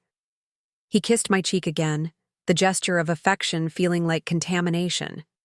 "Take care of yourself and let me know when you've made your decision." I walked slowly to my car, maintaining the pretense of being an overwhelmed elderly woman grappling with difficult choices. In reality, I was energized by the completeness of David's self-revelation. He'd exposed his entire strategy, revealed the depths of his greed and manipulation, and demonstrated that he saw me as nothing more than a resource to be exploited. But most importantly, he'd underestimated me so completely that he'd handed me every tool I needed to destroy him. I drove home through the afternoon sunlight, my mind already focused on the next phase of my strategy. David Richardson thought he'd just secured access to $50,000 in elderly widow savings. Instead, he'd just signed his own destruction warrant with someone worth hundreds of millions of dollars who now had every reason to ensure his complete financial and social annihilation. The rest of Saturday was spent in careful coordination with my team. Marcus Chen reviewed the recorded conversation and confirmed that we had sufficient evidence of attempted elder abuse to pursue criminal charges if necessary. Elena Rodriguez received instructions to begin implementing the consequences phase of our investigation, starting with anonymous tips to appropriate authorities about David's pattern of financial crimes. Most importantly, I called Sarah and arranged to meet with her Sunday afternoon, ostensibly for our regular coffee date, but actually to begin the delicate process of opening her eyes to her husband's true nature. Sunday arrived gray and drizzly, matching my mood as I prepared for what would likely be one of the most difficult conversations of my life. I was about to shatter my daughter's illusions about the man she'd married, destroy her sense of safety and trust, and force her to confront the reality that she'd been living with a predator for years. But I was also about to offer her freedom, resources, and the support she'd need to rebuild her life on her own terms. Sometimes love required causing short-term pain to prevent long-term destruction. Sarah met me at our usual cafe looking tired and stressed, her beautiful face marked by the strain of living with constant financial uncertainty and emotional manipulation. She hugged me tightly, holding on longer than usual, and I could feel the desperation in her embrace. "Mom, I'm so glad to see you. This week has been..." She trailed off, shaking her head. "David says I worry too much, but I can't shake the feeling that something's really wrong." "What kind of wrong?" "I went to the bank, like you suggested, tried to get statements for our accounts. They told me that 3 of our accounts had been closed last month, and the remaining one had a balance of $47. Sarah's voice was barely above a whisper. When I asked David about it, he said it was just a temporary reorganization, that he'd moved our money to better investment accounts. But Mom, he couldn't show me any paperwork, couldn't give me account numbers, or even tell me which bank our money was supposedly in. My heart broke watching my daughter struggle to maintain faith in a man who'd been systematically stealing from her for years. What did you do? I demanded to see our tax returns, our credit reports, something that would help me understand our real financial situation. David got angry, said I was being paranoid and disrespectful, that my lack of trust was damaging our marriage. Tears started forming in Sarah's eyes. He stormed out of the house Friday night and didn't come home until this morning. He says he spent the weekend at his brother's house, thinking about whether he could stay married to someone who doesn't trust him. The cruel manipulation was breathtaking. David had responded to Sarah's legitimate concerns by threatening to abandon her, making her feel guilty for questioning his lies while simultaneously escalating his emotional abuse.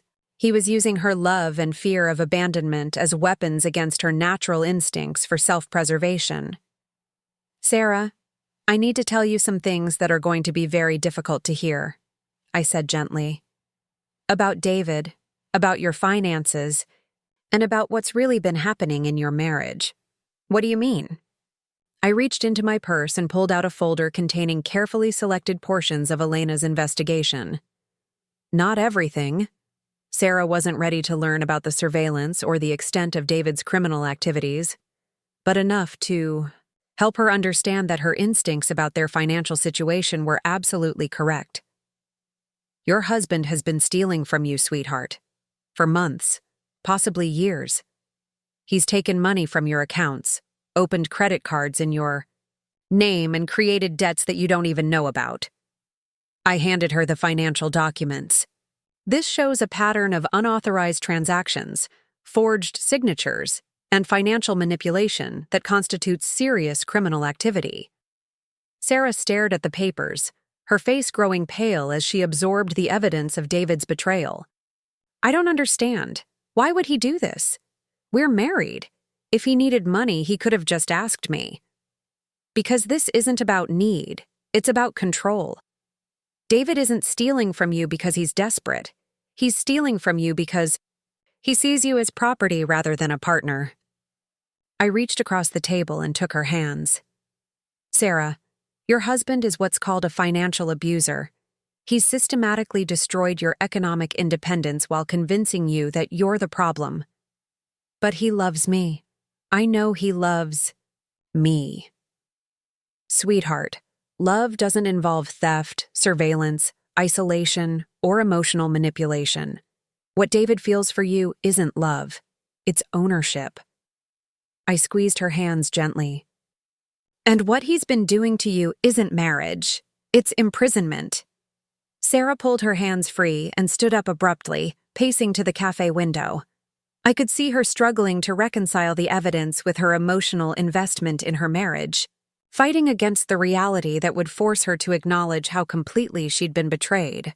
Even if this is true, even if David has been taking money, that doesn't mean our marriage is over, she said finally, her voice desperate. People make mistakes, especially when they're under financial pressure. We can get counseling, work through this together. Sarah, this isn't a mistake or a moment of weakness. This is a calculated pattern of criminal behavior spanning years. David hasn't been stealing from you because he's confused or overwhelmed. He's been stealing from you because that was always his plan. I joined her at the window, looking out at the gray afternoon while choosing my words carefully. Yesterday, David and I had lunch together. He asked me to transfer my life savings to a joint account that he and you would manage. He told me this was necessary to help your family through financial difficulties and ensure that I'd be taken care of as I get older. Sarah turned to face me, confusion clouding her features. He never mentioned meeting with you, and we never discussed anything about managing your finances. Of course you didn't. Because David's plan was to steal my money the same way he's been stealing yours. He was going to convince me to sign over my assets, then use your name to legitimize the theft while ensuring you never had actual access to those funds. That's impossible. David wouldn't. Sweetheart, your husband thinks I'm a helpless, elderly woman with modest savings who can be manipulated into funding his lifestyle. He has no idea that I'm actually quite wealthy, and he certainly doesn't realize that I've been anonymously helping with your bills for months to prevent your utilities from being disconnected. Sarah stared at me in shock. You've been helping? Us financially? The electric company, the phone bill, even some of your grocery expenses. I've been making anonymous payments to keep your household functioning while David spent your money on gambling and expensive toys. I reached for her hands again. Sarah, the financial crisis he described to me yesterday is real, but it's entirely of his own making. And his solution wasn't to address his spending problems or find legitimate ways to increase your income. It was to steal from his wife's elderly mother. The full scope of David's betrayal was finally sinking in. I could see the moment when Sarah's love and loyalty collided with undeniable evidence of manipulation, when her need to believe in her marriage crumbled against the reality of her husband's criminal behavior. What am I supposed to do now? She whispered, tears streaming down her face. How am I supposed to go home to him knowing all this? How am I supposed to pretend everything is normal? You don't pretend anything, sweetheart. You take control of your life and you protect yourself from further harm. I guided her back to our table, keeping my voice calm and supportive. I've already spoken with my attorney about your situation. You have legal options, financial resources, and a support system that David can't touch or manipulate. What kind of resources? The kind that will ensure you never have to tolerate financial abuse again. The kind that will give you complete independence and the freedom to rebuild your life exactly as you choose. I smiled at her through my own tears. Sarah, I've spent decades building something substantial, something that will ensure my family's security for generations. And you're my family, sweetheart. David Richardson is just a temporary obstacle. For the first time since I'd started, revealing the truth about her marriage, Sarah's expression shifted from despair to hope. Mom, what exactly are you telling me? I'm telling you that your mother isn't the helpless elderly woman David thinks he's been manipulating. I'm telling you that you have resources and options he never imagined. And I'm telling you that if David Richardson wants to play games with family finances, he's about to discover exactly how dangerous that game can be when you're dealing with someone who actually owns the board.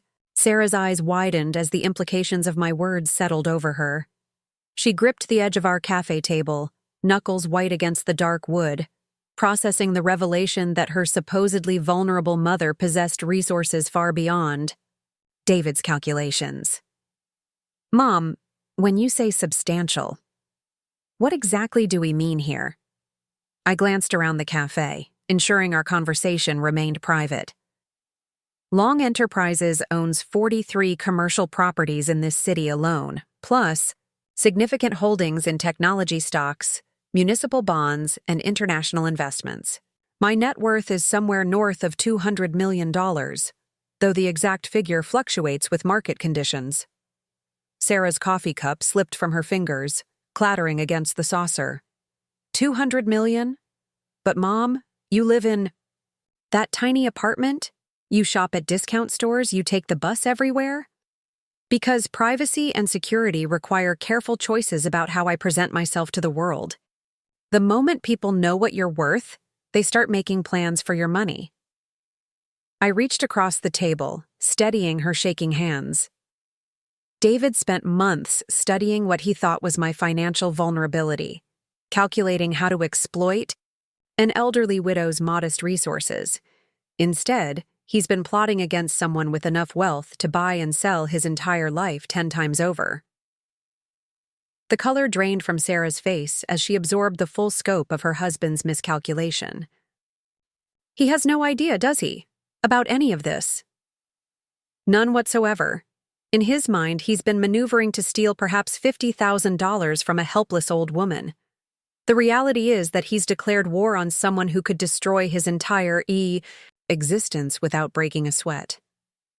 I leaned back in my chair, watching my daughter process this seismic shift in understanding. The question now is what we do with that advantage. Sarah was quiet for several minutes, staring out the cafe window at the afternoon rain. When she finally spoke, her voice carried a hardness I'd never heard before. I want him to pay for what he's done.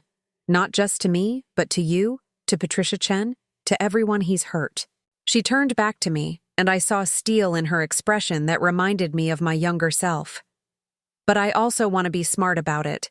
I want to make sure he can never do this to anyone else. Pride swelled in my chest. Despite years of David's manipulation designed to undermine her confidence and independence, my daughter's core strength remained intact. She was choosing justice over revenge, strategy over emotion. Then we need to be very careful about timing and execution. David is dangerous when cornered, and we can't risk him escalating his behavior in ways that could hurt you. I pulled out my phone and scrolled to Rosa's contact information. I'm going to introduce you to someone who's going to help us coordinate your safety and independence. Rosa arrived at the cafe within 20 minutes, her calm professionalism immediately putting Sarah at ease. I watched my daughter's surprise as I explained Rosa's role in my business operations, another small revelation that her mother's life was far more complex than she'd understood. Sarah, your mother has briefed me on your situation, and I want you to know that you have options, Rosa said, settling into the chair beside us. We've already established emergency protocols to ensure your safety, regardless of what happens with David. What kind of protocols? Safe housing in a secure location that David can't access or trace, legal representation from the city's best divorce attorney, financial resources that will give you complete independence. Rosa consulted her tablet. We've also prepared restraining orders that can be filed immediately if David shows any signs of violence or harassment.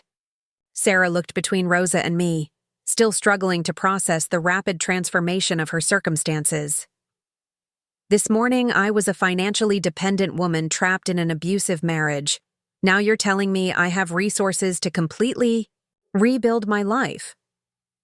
Sweetheart, you were never financially dependent. You were being systematically robbed by someone who convinced you that poverty was your fault. I reached for her hands again. The resources were always there. You just didn't know about them because I'd kept my wealth private for security reasons. And now?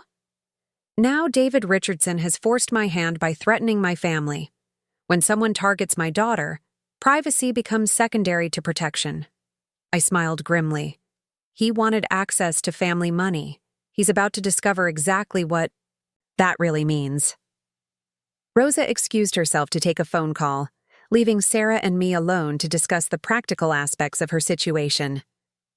The immediate question was how to handle her return home to David, who would be expecting normal behavior while she processed the devastating truth about their marriage. I don't know how to face him, Sarah admitted. How do I look at him knowing what he's done, what he was planning to do to you? How do I pretend nothing has changed? You don't pretend anything. You go home, pack whatever you need, and you leave. Tonight. I kept my voice gentle but firm. Sarah, there's no healing from what David has done. This isn't marriage counseling territory. This is criminal behavior that will only escalate. But where will I go? What will I tell him? You'll go to a safe location that Rosa has arranged. As for what you tell David, that's entirely up to you. You can leave a letter explaining your knowledge of his crimes, or you can simply disappear. The choice is yours. Sarah's phone buzzed with a text message, and I watched her expression tighten as she read it. David. He's asking where I am. Says he has exciting news to share about our financial future. She looked up at me with bitter understanding. He's going to tell me about your supposed agreement to help us, isn't he? Almost certainly. He thinks yesterday's lunch was successful, that he's convinced me to transfer my life savings to resolve your family's financial crisis. I felt a surge of cold satisfaction. He has no idea that he's about to walk into a trap 2 decades in the making. Rosa returned from her call with updates on our preparations. The safe house was ready, Sarah's legal team was on standby, and Elena had finished documenting David's most recent financial crimes for potential prosecution. "There's something else," Rosa said, lowering her voice. Elena discovered that David has been planning to take out a substantial life insurance policy on Sarah. The application was filed last week, naming him as the sole beneficiary. The words hit me like physical blows. David wasn't just planning to steal from Sarah, he was positioning himself to profit from her death. The life insurance application suggested a level of calculated evil that went beyond financial abuse into potentially lethal territory. Sarah's face went white. "Life insurance? But I never signed anything, never agreed to any policy." "The signature appears to be forged, based on handwriting samples from your other documents. Elena believes David was planning to finalize the policy and then create circumstances that would make the death benefit payable." Rosa's voice was carefully controlled, but I could see the anger burning in her eyes. "What kind of circumstances?" Sarah's voice was barely a whisper. "Accidents, suicide, medical emergencies. There are numerous ways to kill someone while making it appear natural or self-inflicted." I reached for my daughter, pulling her into my arms as she began to shake. But none of that is going to happen, because David Richardson's ability to hurt anyone is about to end permanently. The revelation of the life insurance application changed everything. This was no longer about financial manipulation or emotional abuse. David was apparently planning murder. The man my daughter had married, had shared her bed and her dreams with, was calculating how to kill her for profit. "Mom, I'm scared," Sarah whispered against my shoulder. "If he's capable of this, if he's been planning to kill me, what's he going to do when he realizes his plans have been discovered? He's going to learn that targeting my family was the last mistake he'll ever make." I pulled back to look at her directly. "Sarah, I need you to understand something. The resources I've built over the past decades weren't just for security or comfort. They were for protection. And now, those resources are focused entirely on ensuring that David Richardson never threatens anyone again." Rosa coordinated our departure from the cafe with military precision. Sarah would return home, briefly to collect essential items while Rosa and Elena monitored the situation remotely. If David showed any signs of suspicion or violence, intervention would be immediate. "What about you, Mom? If David realizes you've been helping me, won't he try to hurt you too?" "Let him try," I said quietly. "David Richardson thinks he's been manipulating a helpless elderly woman. Tomorrow, he's going to discover exactly what happens when you threaten someone who owns half the city." We parted ways in the cafe parking lot, Sarah heading home to what might be her final conversation with her husband, while I returned to my apartment to coordinate the endgame of David's destruction. Rosa followed Sarah at a distance, maintaining surveillance while remaining invisible. Back in my apartment, I settled at my desk with a cup of tea and began making the phone calls that would reshape David Richardson's entire existence. The first was to Marcus Chen, my attorney, with instructions to accelerate every legal action we'd prepared. "Marcus, I need you to file for emergency protection orders, initiate criminal charges based on Elena's evidence, and contact the district attorney about the attempted murder plot. David Richardson stops being a threat to my family today." "What about the financial aspects? Do you want to move forward with asset seizure?" "All of it. Freeze his accounts, seize his assets, file liens against any property he might claim. I want him to wake up tomorrow financially destroyed and facing serious criminal charges." I paused, considering the scope of what I was unleashing. "And Marcus? Contact Patricia Chen. If she's willing to testify about David's previous crimes, we can establish a pattern that will ensure he never sees the outside of a prison cell. The second call was to Janet Morrison at the bank, with instructions to trace and recover every dollar David had stolen from Sarah's accounts. Money that had been flowing through various financial instruments for months, disguised as legitimate transactions, but actually representing systematic theft. Janet, I need you to reverse every unauthorized transaction David Richardson has made against my daughter's accounts. Every forged check, every fraudulent credit card charge, every penny he's stolen. And I want it done immediately. Stephanie, that could involve hundreds of transactions across multiple institutions. The paperwork alone will be handled by my legal team. What I need from you is the financial muscle to make it happen quickly.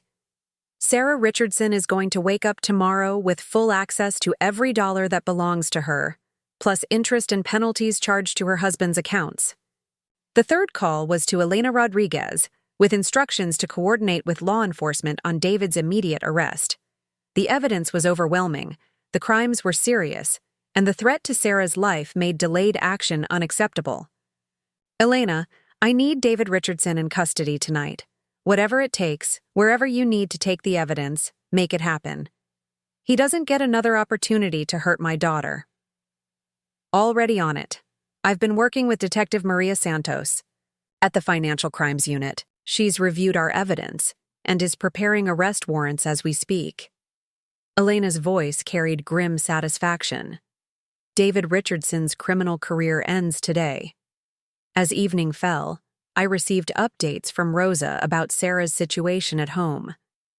David had indeed shared his supposed success in manipulating me into financial cooperation, describing our lunch conversation as a breakthrough in family relations that would solve all their problems. He actually told Sarah that you'd agreed to transfer $50,000 to help them get back on their feet, Rosa reported. He's spinning it as your idea, claiming you insisted on helping because you were so touched by his honesty about their financial struggles. The lies were remarkable in their audacity. David had transformed his attempted theft into magnanimous family cooperation, positioning himself as the grateful son-in-law, graciously accepting assistance from a generous mother-in-law. Even facing the end of his criminal career, he couldn't resist manipulating the narrative to serve his own ego. How is Sarah handling it? Better than expected. She's playing along, acting grateful and relieved while secretly packing essential items. Elena estimates another hour before she can safely leave without arousing suspicion. My phone buzzed with a text from Sarah. He's talking about taking a celebration trip once your money comes through. Says we deserve a vacation after all the stress we've been under. I feel sick listening to him. I texted back, "Hold on just a little longer, sweetheart. This nightmare ends tonight." At 8:30, Rosa called with confirmation that Sarah had safely reached the secure location we'd arranged. She was staying in a luxury apartment in a building I owned, protected by security personnel who understood the gravity of her situation. "She's safe, she's got everything she needs, and David has no idea where she is," Rosa reported. "He thinks she went to the grocery store and should be back any minute." At 9:15, Elena called with news that would have made me smile if the circumstances hadn't been so serious. David's been arrested. Detective Santos and her team picked him up at his apartment when he called to report Sarah missing. Apparently, he became suspicious when she didn't return from the store and started making frantic phone calls. Elena's voice carried dark amusement. The irony is that his own call to police led to his arrest on multiple felony charges. What's he being charged with? Financial elder abuse, attempted fraud, identity theft, forgery, and attempted murder based on the life insurance application. Detective Santos says it's one of the most comprehensive financial crime cases she's ever seen. Elena paused. There's more. During the arrest, they found surveillance equipment in David's apartment, cameras, recording devices, GPS trackers. He's been monitoring Sarah's every move for months. The surveillance discovery was the final piece of evidence confirming David's complete lack of regard for my daughter's humanity. He'd turned their marriage into a prison, their home into a surveillance station, their relationship into a predator-prey dynamic that could have ended with Sarah's murder. Where is he now? City jail, being held without bail due to flight risk and the severity of the charges. His assets are being frozen, his accounts are being seized, and every transaction he's made in the past 3 years is being investigated. Elena's satisfaction was audible. David Richardson's life as he knew it ended the moment those handcuffs clicked shut. I sat in my quiet apartment, processing the rapid transformation of David's circumstances. This morning, he'd been a confident manipulator planning to steal $50,000 from an elderly widow, while positioning himself to murder his wife for insurance money. Tonight, he was facing decades in prison while watching his entire financial world collapse. But more importantly, Sarah was safe. My daughter was free from a man who'd systematically destroyed her confidence, stolen her money, and planned her death. She was sleeping in a secure location with access to resources that would allow her to rebuild her life exactly as she chose. My phone rang at 10:30 with a call from Marcus Chen, providing updates on the legal aspects of David's situation. The district attorney is extremely interested in this case, particularly given the pattern of behavior Elena documented.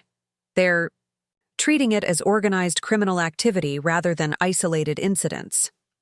Marcus sounded pleased. David Richardson is looking at 20 to 30 years in prison if convicted on all charges. What about Patricia Chen? Is she willing to testify? More than willing. She's flying in tomorrow to meet with prosecutors and provide testimony about David's previous crimes. Her evidence will establish the pattern of behavior that makes this a serial predator case rather than a one-time offense. I felt a deep sense of satisfaction knowing that Patricia would finally get justice for what David had done to her. More importantly, her testimony would ensure that David could never target another vulnerable woman. And Sarah's financial situation? Fully restored as of an hour ago. Every dollar David stole has been recovered and returned to her accounts, plus substantial penalties charged to his frozen assets. She's actually in better financial shape now than she was before she married him. Marcus paused. There's something else? The life insurance company has provided evidence that David had taken out similar policies on Patricia Chen and 2 other women he'd been involved with. This wasn't his first attempt at murder for profit. The revelation that David had targeted multiple women for murder was both horrifying and vindicating. My decision to destroy him completely had potentially saved numerous lives, prevented countless future victims from suffering Sarah's fate or worse.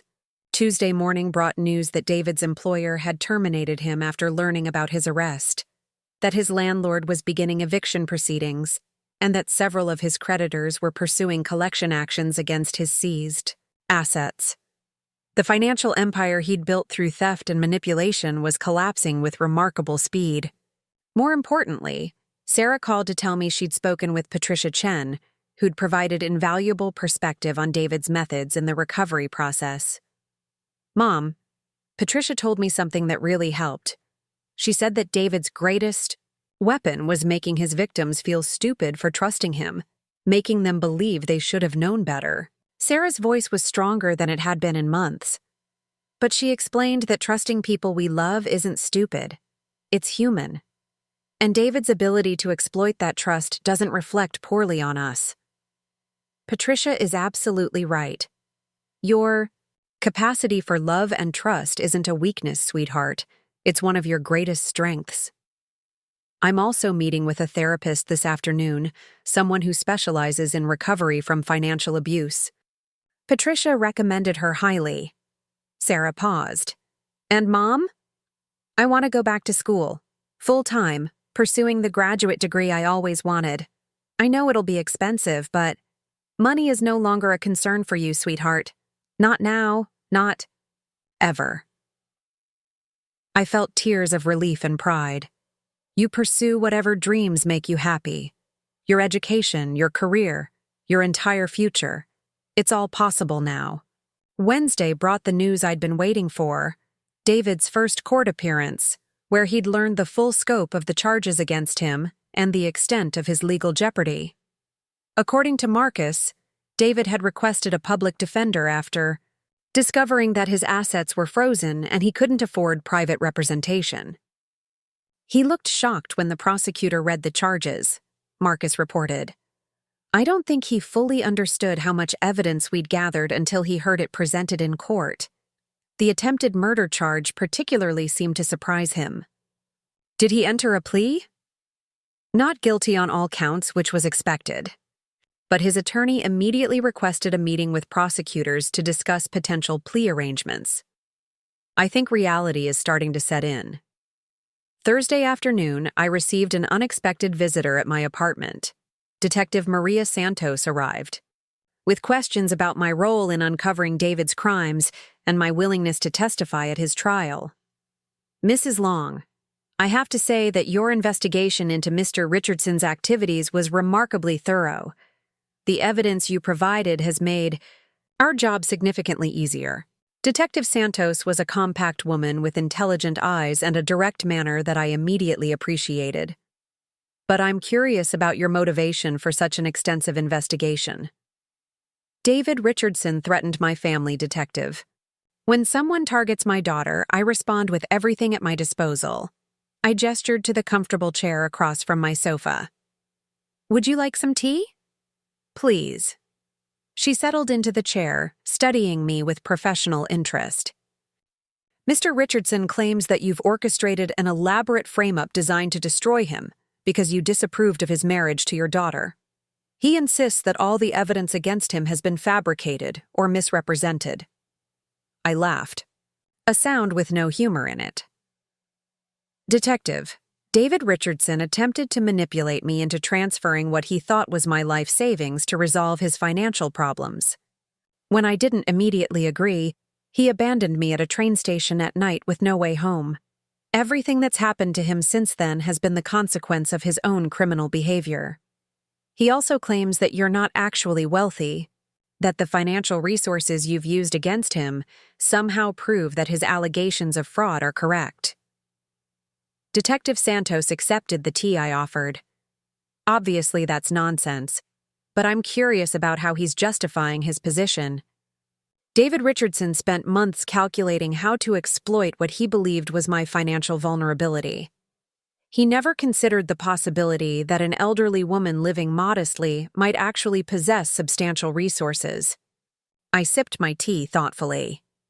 His inability to accurately assess his target doesn't transform his attempted crimes into legitimate activities. Fair enough. And you're willing to testify about his attempted manipulation? Detective, I'm willing to do whatever it takes to ensure that David Richardson never has the opportunity to harm another woman. If that requires testifying, providing evidence, or using my resources to assist in his prosecution, consider it done. Detective. Santos left with my commitment to full cooperation in David's prosecution. More importantly, she confirmed that the case against him was so strong that conviction was virtually certain, regardless of whatever lies he might tell to justify his behavior. Friday morning brought the call I'd been anticipating. Marcus Chen reported that David's attorney had contacted prosecutors about a potential plea agreement that would spare him the most serious charges in exchange for a guilty plea and cooperation in recovering stolen assets. They're offering to plead guilty to financial fraud and elder abuse in exchange for dropping the attempted murder charges. David would serve 8 to 12 years instead of 20 to 30. Marcus sounded skeptical. The prosecutor wants to know your opinion. No deal, I said immediately. David Richardson planned to murder my daughter for insurance money. He deserves every year of the sentence those charges carry, and future victims deserve to know that attempted murder has serious consequences. I thought you'd say that. The prosecutor agrees, actually. She thinks the evidence for attempted murder is solid and wants to set a precedent for similar cases. That afternoon, I drove to the secure apartment where Sarah was staying, bringing Chinese takeout and a bottle of wine to celebrate the beginning of her new life. I found my daughter transformed, still processing the trauma of her marriage's end, but radiating a strength and confidence I hadn't seen in years. "Mom, I've been thinking about what happens next, about how I want to rebuild my life," Sarah said as we shared dinner. "I want to finish my graduate degree, but I also want to help other women who've been through what I experienced." "What do you have in mind? A foundation, maybe? Or a nonprofit organization that provides resources for women leaving abusive relationships? Not just financial support, but legal assistance, counseling, job training, safe housing, everything they need to rebuild completely." Sarah's eyes bright with purpose. "I've been reading about financial abuse, and it's much more common than people realize. There are thousands of women trapped in relationships like mine, convinced they're financially helpless when they're actually being systematically robbed." Pride swelled in my chest as I listened to my daughter transform her painful experience into a mission to help others. This was the Sarah I'd raised, the brilliant and compassionate woman who'd been hidden beneath years of David's manipulation. "A foundation is an excellent idea, and you'd have access to whatever resources you need to make it successful." I reached across the table to squeeze her hand. "What would you call it?" "The Patricia Chen Foundation," Sarah said without hesitation. She told me that helping expose David's crimes was the first time in 3 years that she felt like she'd regained some control over what happened to her. I want to honor that courage and give other women the same opportunity for justice. Sunday evening, exactly 1 week after David's arrest, I sat in my apartment reviewing the complete transformation of our family's circumstances. David was facing decades in prison, his financial world was in ruins, and his ability to harm anyone was permanently ended. Sarah was safe, financially independent, and planning a future dedicated to helping other abuse survivors. More importantly, the secrets I'd maintained for decades about my wealth and resources had served their ultimate purpose, protecting my family when protection was needed most. David Richardson had made the fatal mistake of assuming that modest appearances indicated limited capabilities. Instead, he'd declared war on someone with the resources to destroy him completely. My phone rang with a call from Elena Rodriguez, providing final updates on David's situation. David's been moved to state prison pending trial. His attempts to contact Sarah have been blocked, his assets remain frozen, and his former associates are distancing themselves rapidly. Elena's voice carried satisfaction. "But there's something else. 3 more women have come forward with similar stories about David's financial manipulation. The prosecutor is considering additional charges. 3 more victims? Women he dated before Patricia Chen, all following the same pattern: financial theft, emotional manipulation, and in one case, suspicious circumstances around a car accident that could have been fatal." Elena paused. David Richardson was apparently a serial predator with a very specific methodology. The revelation that David had victimized even more women than we'd known was both horrifying and validating. My decision to use every resource at my disposal to destroy him had potentially prevented numerous future crimes and given justice to victims who'd never thought they'd see their abuser held accountable. As I prepared for bed that night, I reflected on the week's events and the lessons they'd taught me about wealth, power, and responsibility. For decades, I'd used my resources primarily for protection and privacy, maintaining a low profile while building financial security. But David's threat to Sarah had forced me to weaponize those resources in ways I'd never imagined. The result had been the complete destruction of a dangerous predator and the liberation of his victims. More importantly, it had demonstrated to my daughter that she possessed strength and resources beyond anything David had tried to convince her she lacked. Monday morning brought news that David had fired his public defender and was attempting to represent himself in court, apparently convinced that his charm and manipulation skills would succeed where legal expertise had failed. The decision was both arrogant and self-destructive, virtually guaranteeing his conviction on all charges. "He's demanding a meeting with you," Marcus reported during our morning call. Claims he has information about your business activities that could be embarrassing, if revealed publicly. It's a transparent attempt at blackmail, but he seems to believe it will give him leverage. I laughed at David's continued inability to understand the situation he was in. What information could a failed manipulator possibly have about my business activities that would concern me? Nothing legitimate, obviously. But desperate people make desperate threats. Do you want me to ignore his requests? Absolutely. David Richardson had his opportunity to interact with me respectfully when he chose to manipulate and abandon me instead. Now he can face the consequences of his choices without any assistance from the family he tried to destroy. Tuesday brought the final piece of David's destruction. News that he'd been terminated from his professional license due to ethical violations discovered during the investigation. Even if he somehow avoided prison, he'd never again be able to work in his chosen field. More importantly, Sarah called with updates on her foundation planning and her decision to pursue a law degree specializing in domestic violence advocacy. Mom, I've been meeting with other survivors, and the stories are heartbreaking but also inspiring. These women have incredible strength and resilience, but they need resources and support to escape their situations safely. Sarah's voice carried passion and determination. I want to create a model that other cities can replicate, a comprehensive approach that addresses every aspect of financial abuse.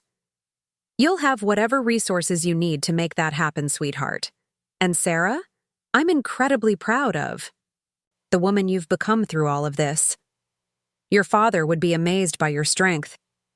Wednesday afternoon brought an unexpected call from Patricia Chen, now actively involved in supporting David's other victims and planning her testimony for his trial. Stephanie, I wanted to thank you for giving me the opportunity to finally get justice for what David did to me. For 3 years, I've felt like a fool for trusting him, like his crimes were somehow my fault. Patricia's voice was strong and clear. But seeing how systematically he's operated, understanding that this was never about my judgment but about his criminal behavior, has been incredibly healing. You were never a fool for trusting someone you loved, Patricia. David's skill at manipulation doesn't reflect poorly on his victims. I know that now.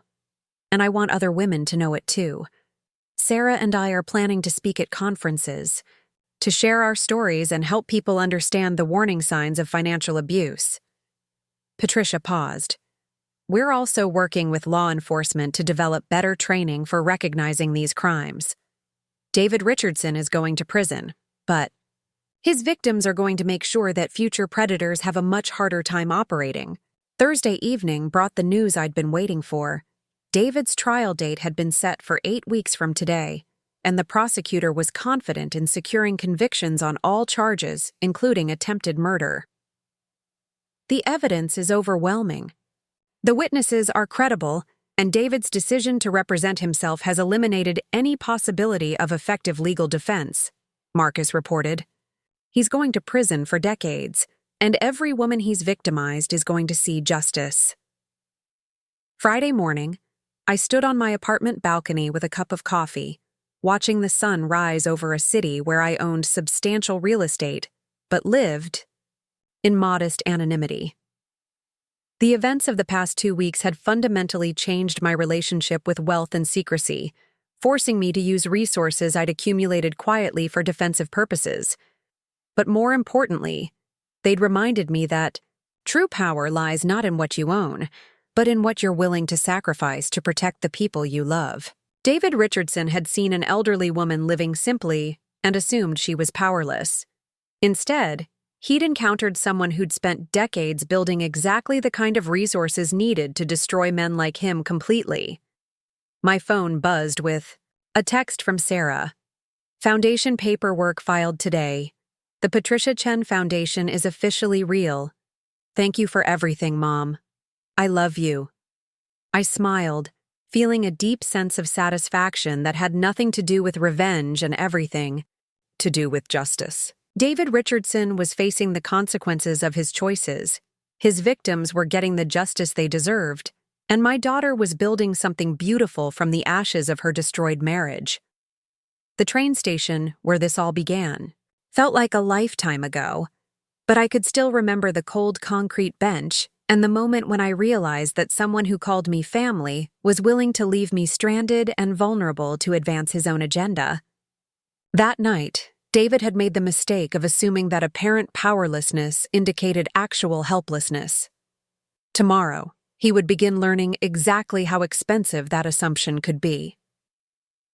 8 weeks later, I sat in the back row of the courthouse gallery, watching David Richardson realize that his life of manipulation and theft was finally over.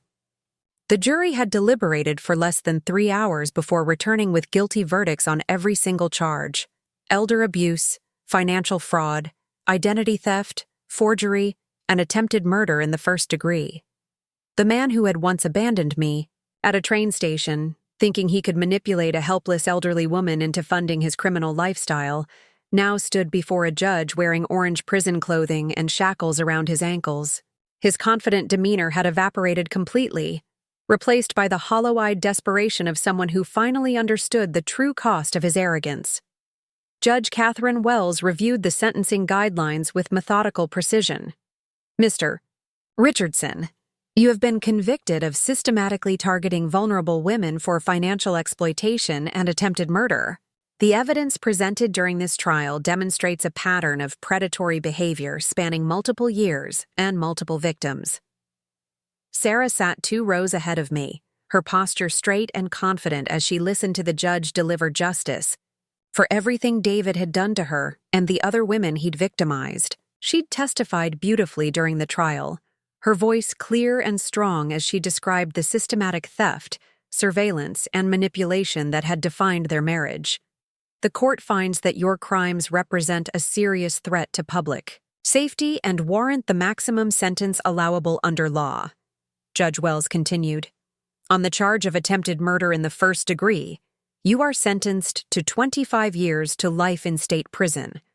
On the charges of elder abuse and financial fraud, you are sentenced to an additional 15 years to be served consecutively. 40 years minimum before parole eligibility. David Richardson, now 36 years old, would be in his 70s before he could even apply for release." The mathematics of justice were deeply satisfying. Patricia Chen had testified via video link from Oregon, her calm recitation of David's previous crimes providing crucial evidence of his predatory pattern.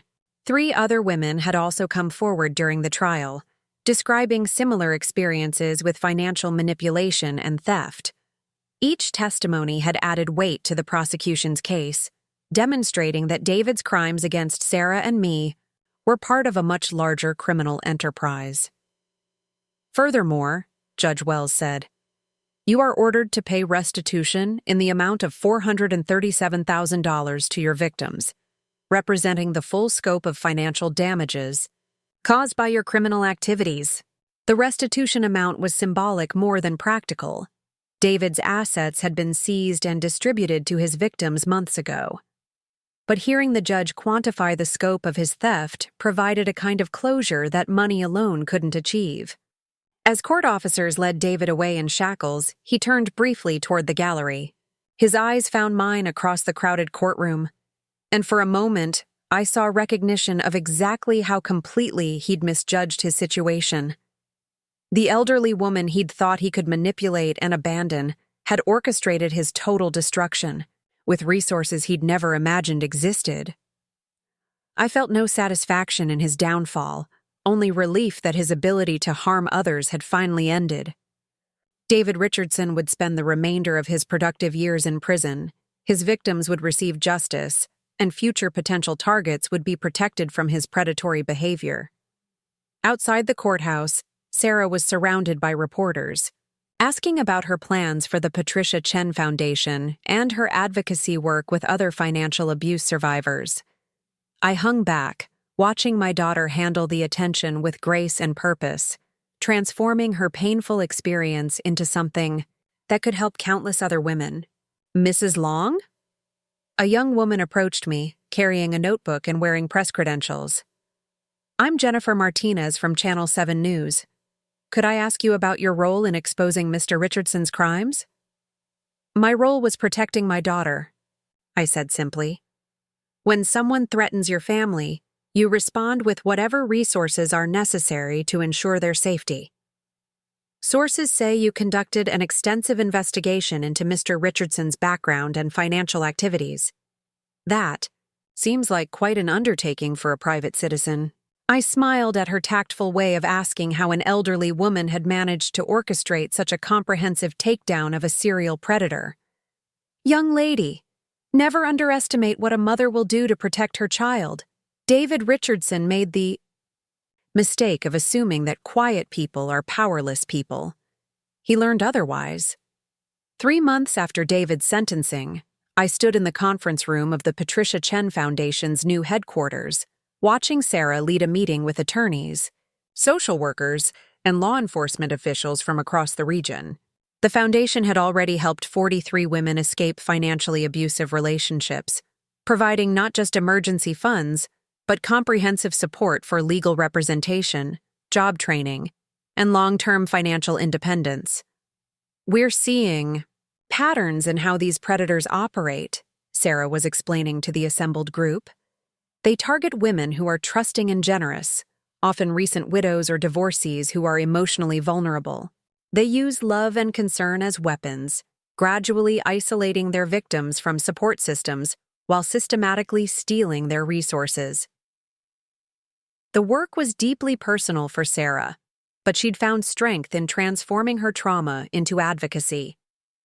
Her law school studies were progressing excellently, and she'd already been accepted into a prestigious internship with the district attorney's domestic violence unit. Rosa had become indispensable to the foundation's operations, her natural understanding of people and fierce protective instincts making her perfect for coordinating with abuse survivors.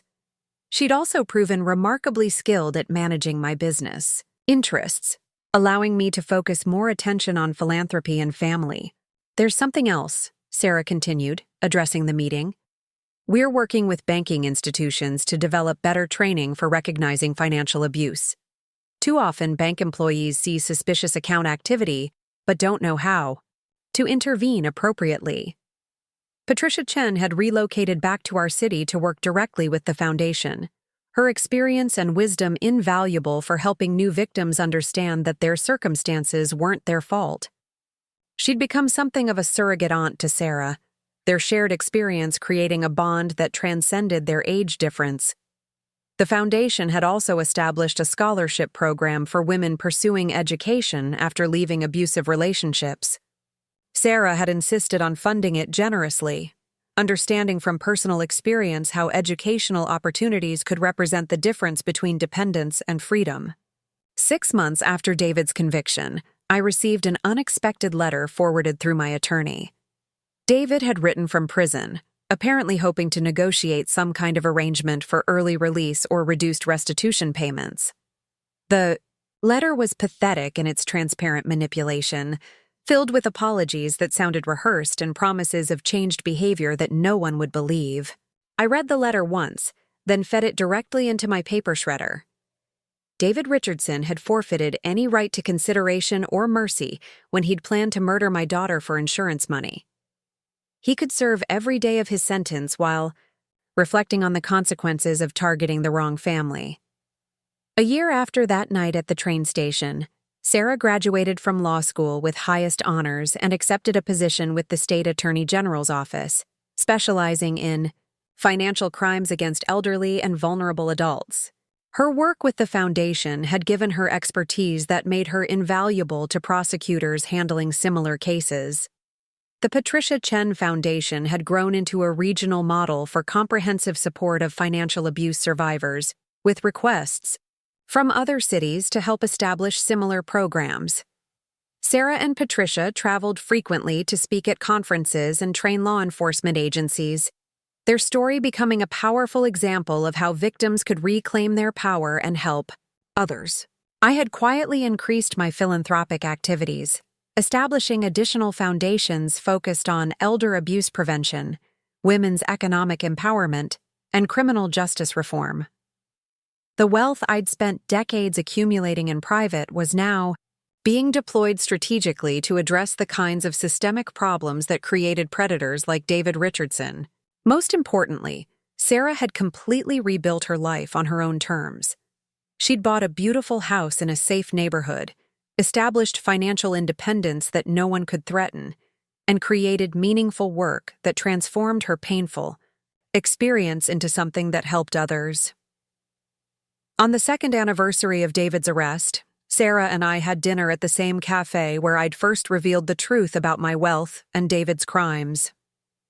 The scared, financially dependent woman who'd sat across from me that day had been replaced by a confident attorney and advocate who radiated strength and purpose. "Mom, I've been thinking about something," Sarah said as we shared dessert. "All those years when I thought you were just getting by on Social Security and modest savings, you were actually building an empire. Why did you keep it secret for so long?" "Because wealth makes you a target, sweetheart. People see money and immediately start calculating how to separate you from it." I sipped my coffee thoughtfully. "But more than that, I wanted you to know you were loved for yourself, not for what you might inherit. I wanted you to develop your own strength and independence. And when David threatened me? When someone threatens my family, secrecy becomes secondary to protection. David Richardson thought he was manipulating a helpless elderly woman. Instead, he was threatening someone with the resources and determination to destroy him completely. I reached across the table to squeeze her hand. "You're my greatest achievement, Sarah. Everything else is just money." 3 years later, David Richardson remained in prison, his appeals exhausted and his parole eligibility still decades away. The women he'd victimized had all rebuilt their lives successfully, many of them now advocates helping other survivors. Patricia Chen had become a nationally recognized expert on financial abuse prevention, and the foundation bearing her name had helped hundreds of women escape dangerous relationships.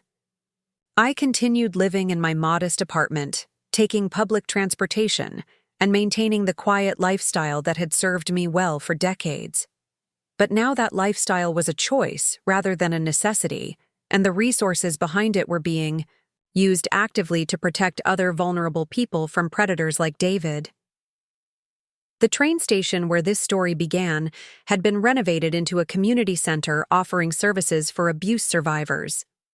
Sarah had suggested the conversion, and I'd been happy to fund it. The empty platform where David had abandoned me thinking I was powerless now housed programs that gave real power to women escaping dangerous situations. Sometimes I walked through that community center in the evenings, watching support groups, meet and educational programs unfold in spaces that had once been waiting areas for travelers. The transformation felt symbolic somehow. A place where someone had tried to demonstrate my vulnerability had become a source of strength for countless others. David Richardson had wanted to steal $50,000 from what he thought was my modest life savings. Instead, his crimes had unleashed hundreds of millions of dollars in resources dedicated to preventing future victims and supporting survivors. His greed had backfired so completely that it was almost poetic. But the real victory wasn't financial. It was watching Sarah thrive as the strong, independent woman she'd always been meant to be. David's manipulation had temporarily hidden her natural strength, but it had never actually diminished it. The moment she'd been given accurate information and adequate resources, she'd reclaimed her power completely. On quiet evenings in my apartment, I sometimes reflected on the lessons of those dramatic weeks. Wealth without purpose was just numbers in accounts, but wealth deployed strategically for protection and justice could reshape lives and prevent future tragedies. Privacy was valuable, but family was irreplaceable. Most importantly, I'd learned that sometimes the best way to protect the people you love is to demonstrate exactly what happens when someone threatens them.